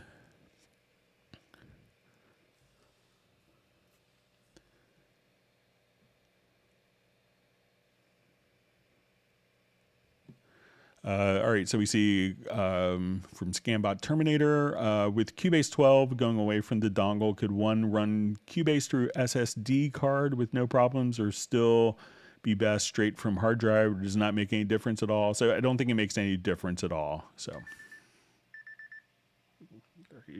my son's bus should be getting home, so sorry for the alarm. All right, so we see Pablo Vasquez on the live stream from Galicia, España. Thank you for joining, Pablo. You missed all the great compliments from the Hot Mess CD from Graham Witcher, so go back and check out the chat if you want, but glad you could join us today.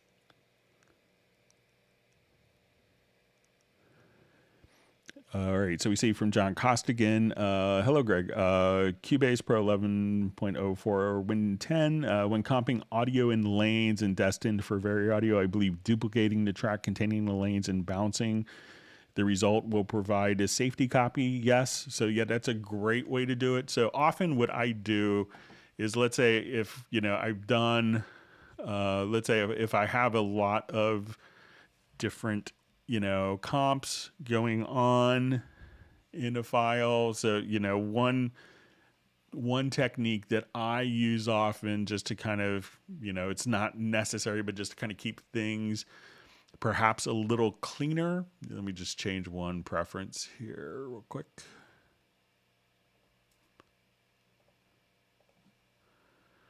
I may do kind of all of, let's say I'm doing my comps here. So I'll say, okay, I want that comp and I want that as a comp, that as a comp here. So let's say this is our comp. What I will often do is just come over here. I'll, let's say I close the lanes and then I will go to track versions and I will come over here, duplicate version. And now at this point, I could select that, come over here, and I'll just do a bounce selection. And at this point, I could go right back to this. And now we'll just say, okay, I want to change the name of this to bounced. So I could immediately, on the same track, without having to duplicate effects, I could go back to where my comp was, or I could just go back to the bounced version and do Vari Audio on there. So using track versions, I could have one as an edit and one as kind of my bounced files. So that's another technique that you may want to check out, John.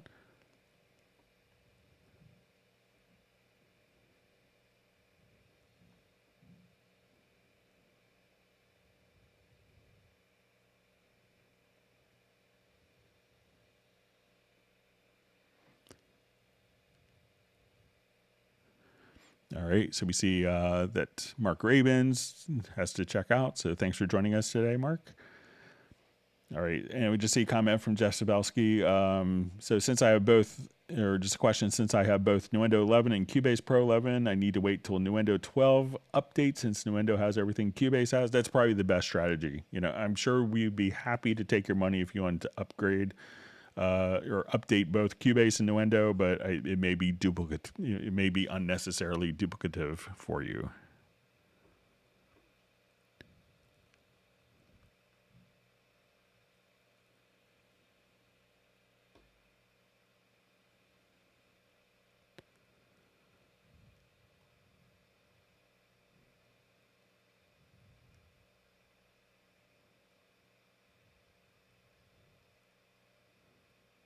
All right, and we see that Gareth has made the live stream, so thanks for joining.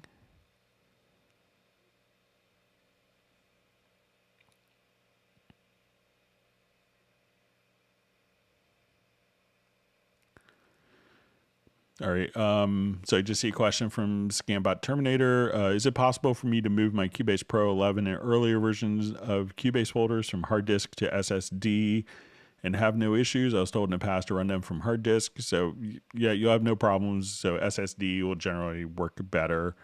So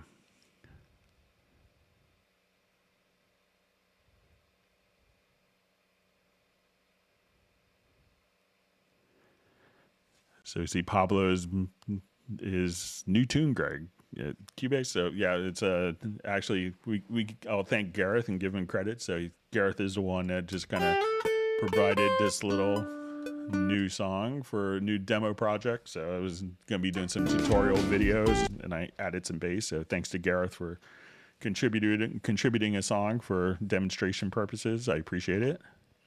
Works perfectly.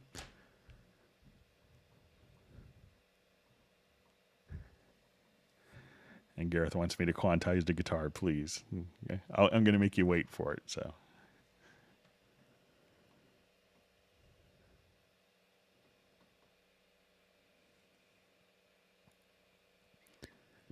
Yeah. In all fairness, I did ask Gareth to play really badly out of time guitars for the project, and it was hard for him. So I likened it to playing like one of those clapped in shreds type of videos that we see on YouTube, the comical ones. So.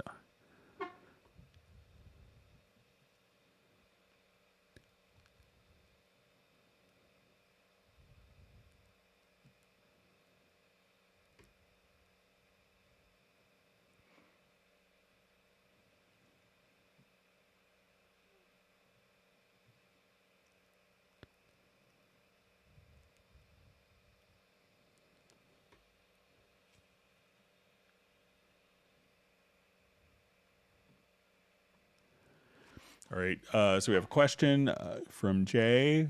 Greg, I'm currently attempting to accustom myself to practicing group voices and send effects instead of insert. For some reason, vocals are reading, but there is no group or effects metering in mix. All right, so let's take a project here. I think we have something with a lot of kind of stacked background vocals.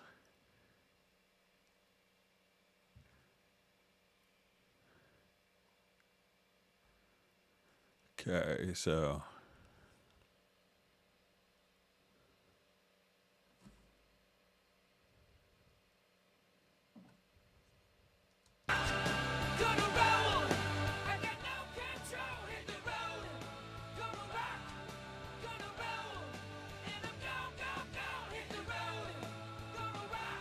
all right, so I'm going to select all of my background vocals and see them here. So let's say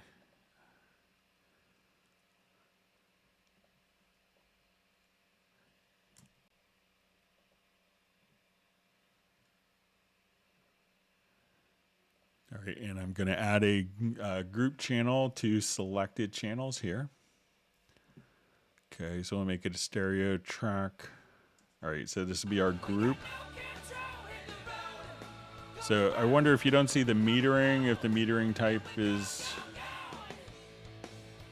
So here we have it.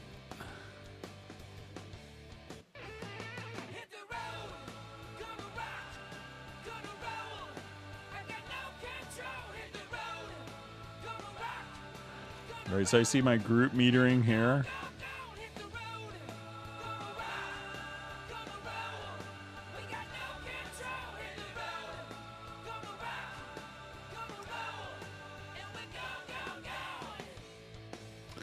And let me just add an effects channel. So I'm adding it to the selected channels here.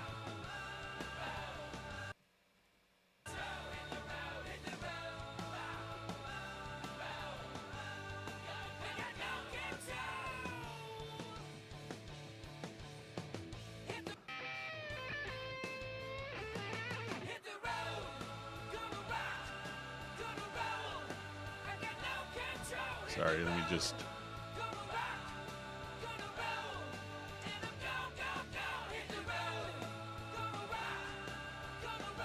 Don't think I had any channels selected. Sorry about that.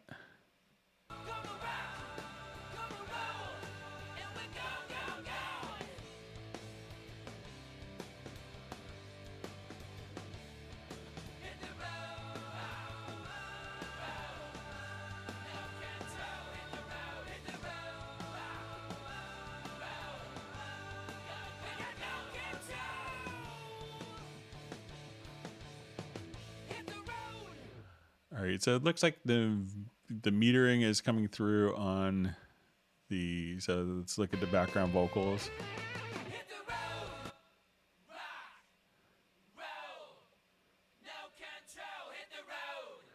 On both the effects ends. So make sure that if you have the channel selected, so, try selecting the channels and add group or effects channels to the selected channels, and that's an easy way to work with that. All right, so we have Yash watching from Sussex, England. Thanks for joining.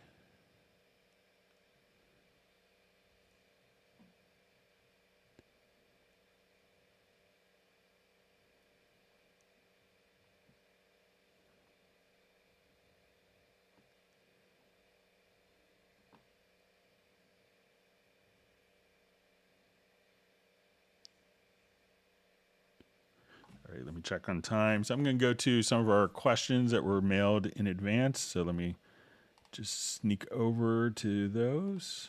Thanks for all the great questions. Wow, we have 143 likes. It's fantastic. All right, so let's take a look. All right, so we have a question. Can you please explain why it's not possible to send a program change message from a MIDI track to an audio track with inserted VST3 amp simulation? VST2 works, but not VST3. So with VST3 plugins, you know, you can do MIDI program changes on them, but many developers have not chosen to do MIDI program changes.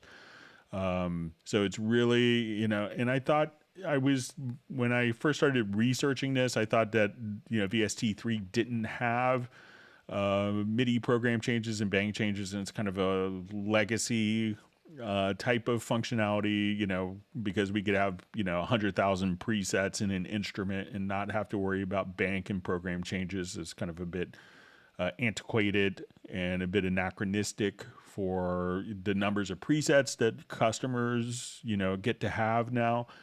But there are, and you know, in doing my research, that there are ways for VST3 plugins to respond to program changes. You know, our Halion Sonic SE will respond to program changes, but many plugin developers haven't implemented that functionality in VST3 formats for their plugins. All right. So we have a question. Hi, Greg. Could you show in detail audio warp with the Quantize panel? I'm facing a problem with the tick and would like to see if I'm missing something or if it's a bug. So it's we'll go fix the guitar part and the bass part on that previous project. So I'll come over here and let me activate this project. All right, and I will revert it.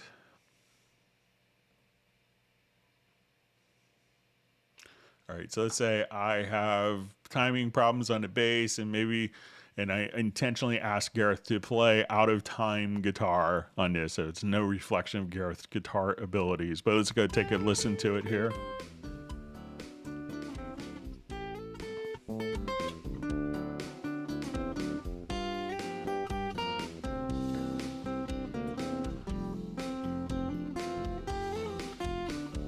So if we wanted to just quantize a particular part, we could come over here. Now, as audio is recorded into Cubase, it'll have hit points, and we could adjust the sensitivity of the hit points.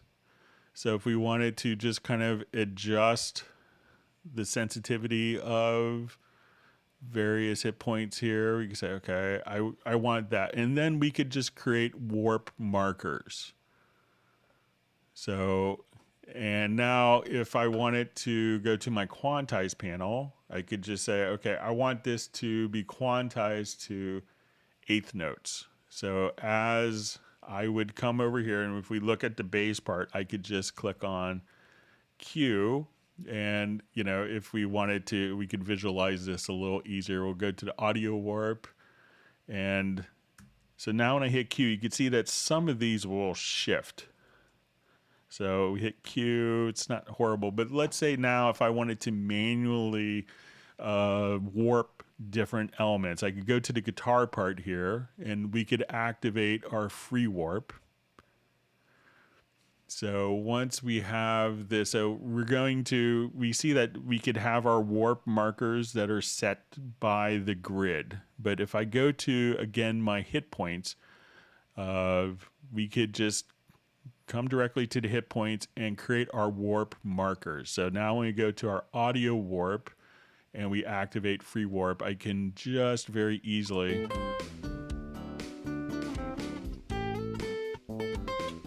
so let's say, okay, right there, I just wanted to change that.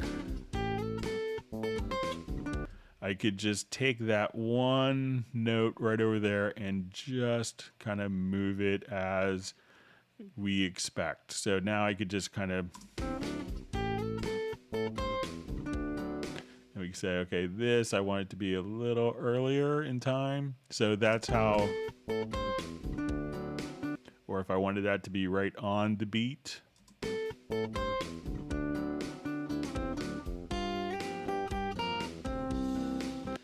I want this to be a little later.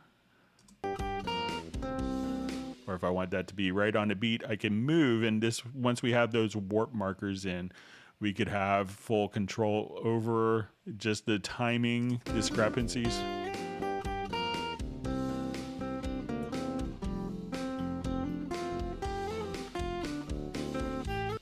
So that's how you could easily kind of do warp editing.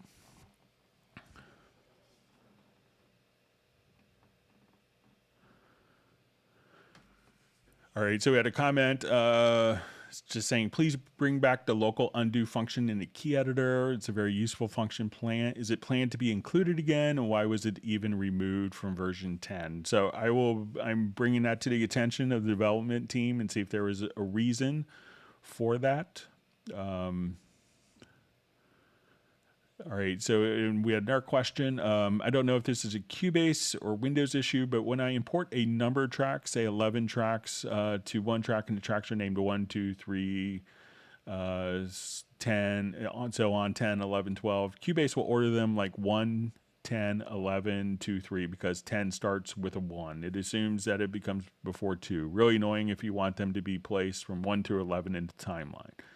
Is there a fix for this other than renaming your tracks? All right, so let's say I have, I think I have this set up in this project here.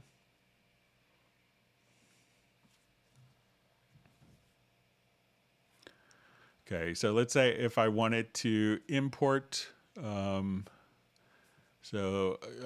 I will come over here. Let's import a bunch of files. So when I come over here to import audio files,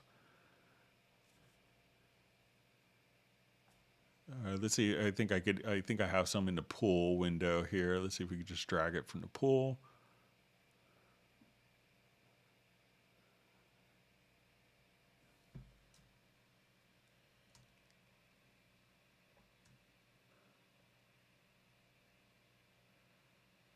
Okay, so I have audio tracks 1 through 16. So I'm going to drag these to the project window. And when I do this, we'll say we'll import, and I'll just say, so I just drag those and we'll say insert to different tracks. And here we see it's 1, 2, 3, 4, 5, 6, 7, 8, 9, 10, 11, 12, 13, 14. So it goes kind of in order. So maybe if you just kind of drag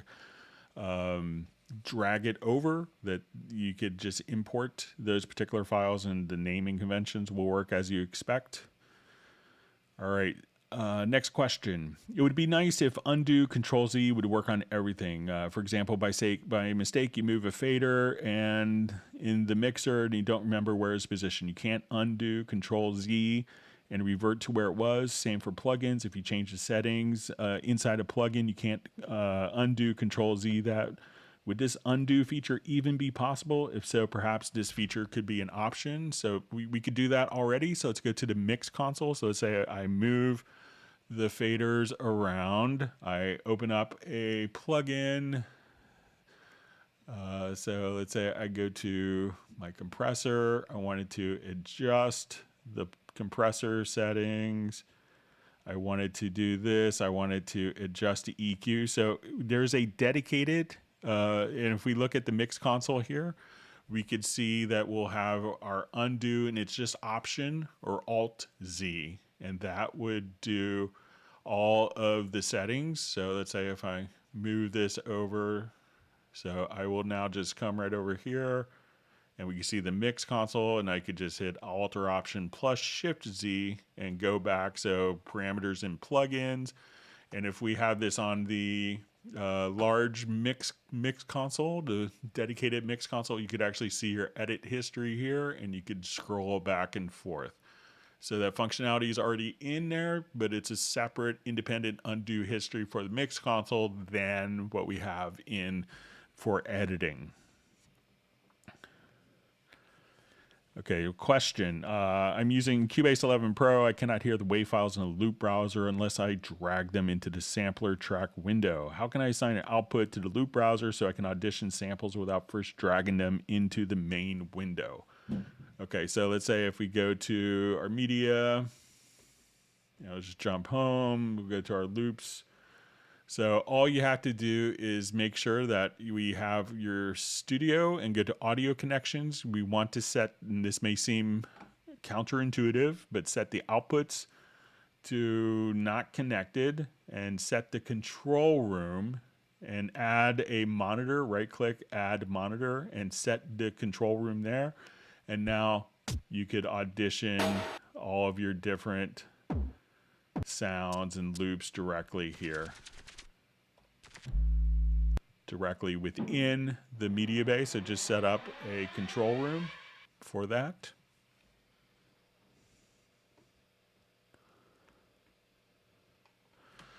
Question, how can I watch YouTube and work on Cubase at the same time on Windows without an audio interface?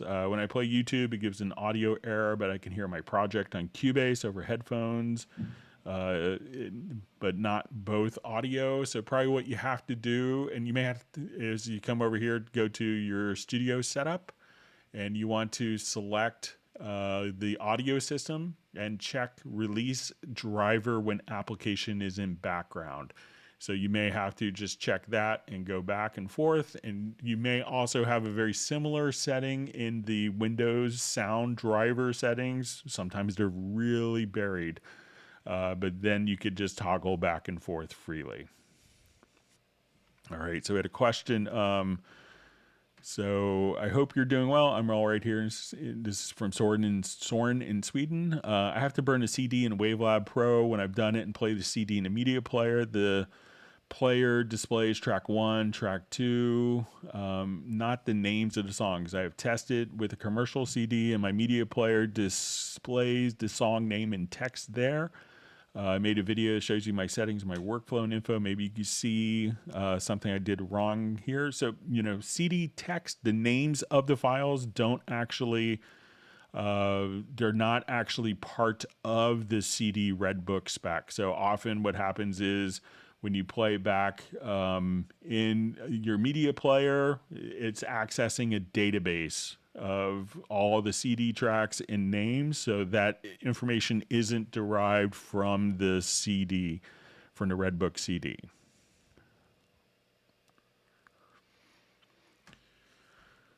Okay, next question. Is there a way to see all automation of a track bundled in the same lane instead of seeing them separately, or even better, on top of the MIDI audio track itself instead of a separate lane? So, each automatable parameter is going to be on its own particular lane. And this will, I think if we had, multiple parameters kind of on top of each other, on the waveform, that is fine if you have maybe like one automation thing, but we have customers that will have 40 or 50 parameters automated on a particular task. So it's going to be a separate lane for each one. One of the things that you could do is if you go to the automation panel, if you quickly want to see this, you could go, let's say if you hit F6 and you could just say, I wanted to see only used automation, or I just wanted to see only volume automation. Now, some people don't like this because they don't see an audio waveform that they're editing against, and they feel like they have to edit this and look up, and if you have multiple lanes. But if you go to settings, you could just say show data on the tracks, and then you could see the waveform as you do your automation. So I think if you had, 32 different automatable parameters all stacked on top, that it gets really messy then. So that's why they're on distinct lanes.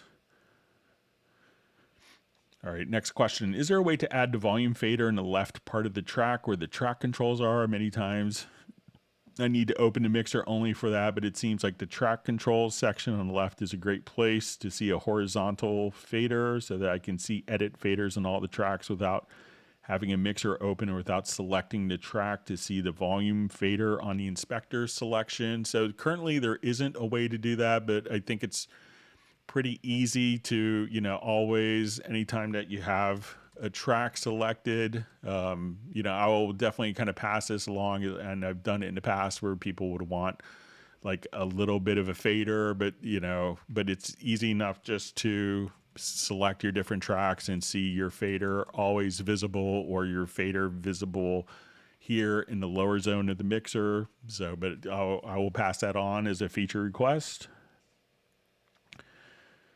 All right, so question, is there a way to pin a track so that when I scroll down to it, it will not scroll? For example, that the marker track and arranger track will stay visible even when I scroll other tracks. So if I wanted to add, let's say, an arranger track, so I have my arranger track set here, and let's say I have a marker track set.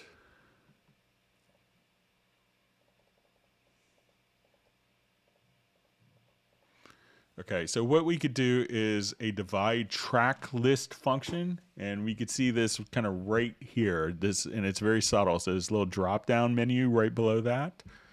And what we could do is just simply move tracks up. So I could say, okay, I want my marker track up. And, we could just right click and select toggle track list. And now as I scroll up and down, we don't actually see, those will remain fixed to the top. So we could have two different zones.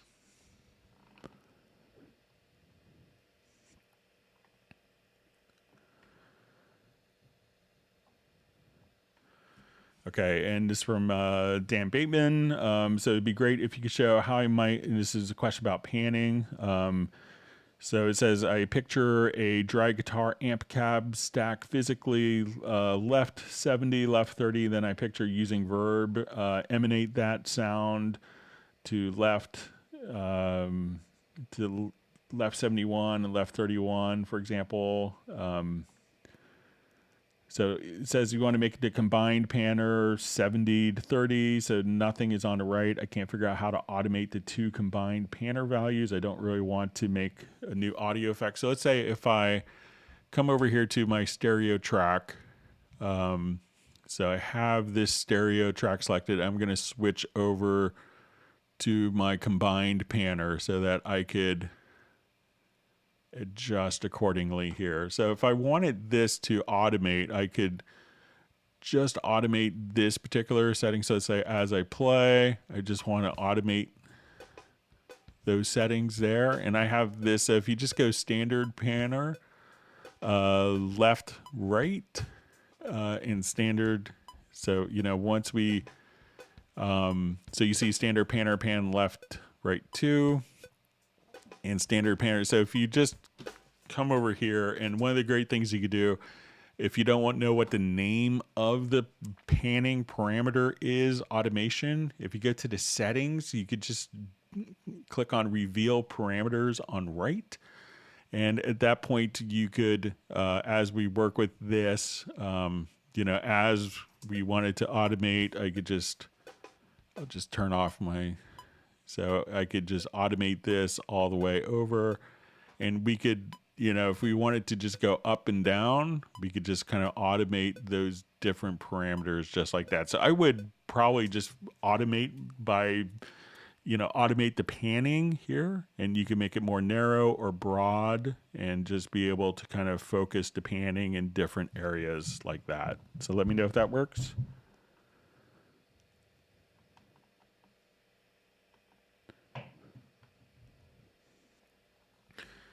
Okay, so question about the chord track. I have chord MIDI parts, and I go to Project, Chord Track, create chord symbols, but it shows me really simple chords and not what I have. Is it possible to manually add the chord which I need? For example, F major, 7th, sus2, C sus2 over D, D7, sus4A. So if we have chord tracks, really all we need to do is, I'll just make these a little larger for now. So So let's say if I wanted to make this instead of a C chord, I want it to be a C major 7th sus2. All you have to do is double click and this will open up the chord definition. So you can say, okay, I want this to be a C 7 sus2. So, we could just double click on the chords and be able to modify the chords with different tensions. And so we could just do it just like that. So try just double clicking on the chords and then you should be able to see the more complex chords.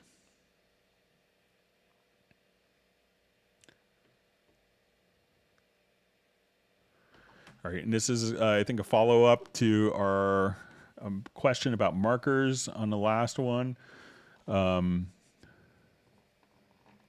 So it says that we use the markers window and Numpad Plus to insert and name the marker, although the marker is highlighted in the markers pane. Using Command L to move it after the false start does nothing. The markers function menu command does work, but there doesn't seem to be any way to assign a keyboard shortcut to it. If we have to highlight the marker with the mouse to get Command L to work, it may as well move to the right place with the mouse. And with the big multi-track record, 150 tracks plus, I'm also worried it may stop recording if I'm not accurate with the mouse.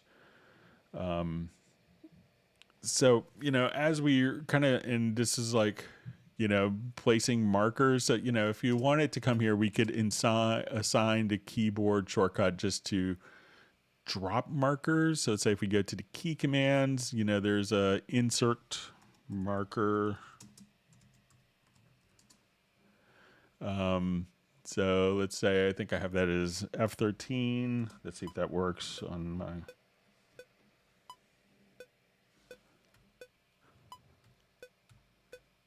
So I don't think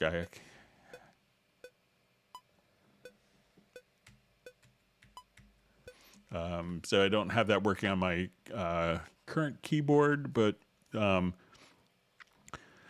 don't have a sense if you need to, dropping the markers while it records shouldn't be a problem.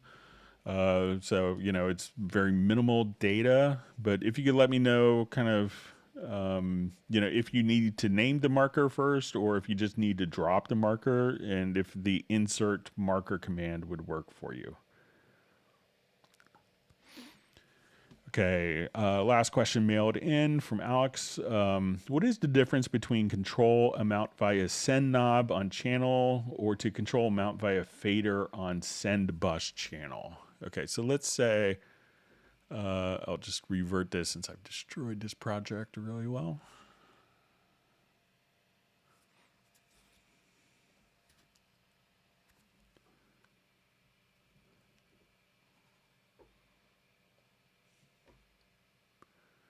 Okay, so let's say I have like this drum going on. So let's say, all right, and this is going to my reverb.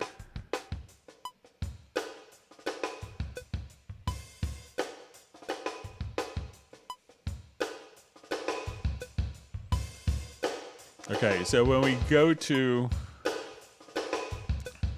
let's say, our send level,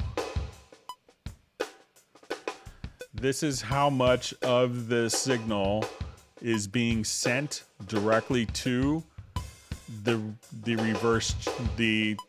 reverb channel. So if we send this out to the reverb channel a lot, and let's say I jump over here to my reverence channel, and this is all the way down, I could send, lots of different sources to this. I could send all the way to this, but if the actual send itself here, when we go to the MixConsole, is down, so let me just show this. So we'll say this is our effect. So now I could send more of this signal, but if to the effect send, but if the effect send volume isn't up, this affects how much of that effect that we're going to hear. So if I want more of that reverb, I send that. So now as I send in, there's a destination that's ready for it. And this would be the, how much is dry versus how much is being processed and wet with the reverb.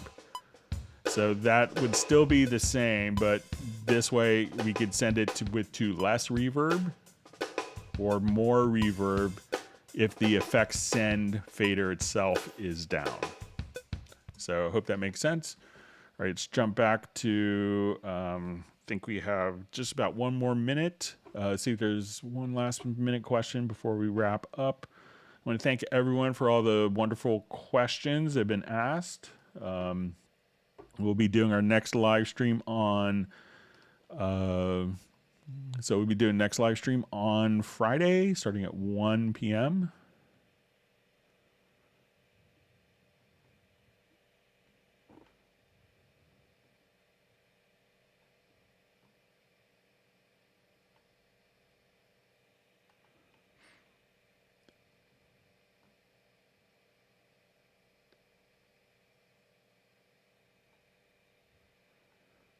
All right. So I guess with that, we have about 1 minute left, and I don't want to go over. But I want to thank everyone for all the great questions and discussion. And if you want to send questions in advance, please submit them to clubcubase@steinberg.de. We'll be doing our next live stream on, I believe it's the 15th, or the 14th. So look forward to that. And everyone, if you want to watch the Dorico live stream tomorrow, make sure you do that as well. Everyone, please stay safe and healthy, and we'll see everyone on Friday. Thank you so much, and goodbye.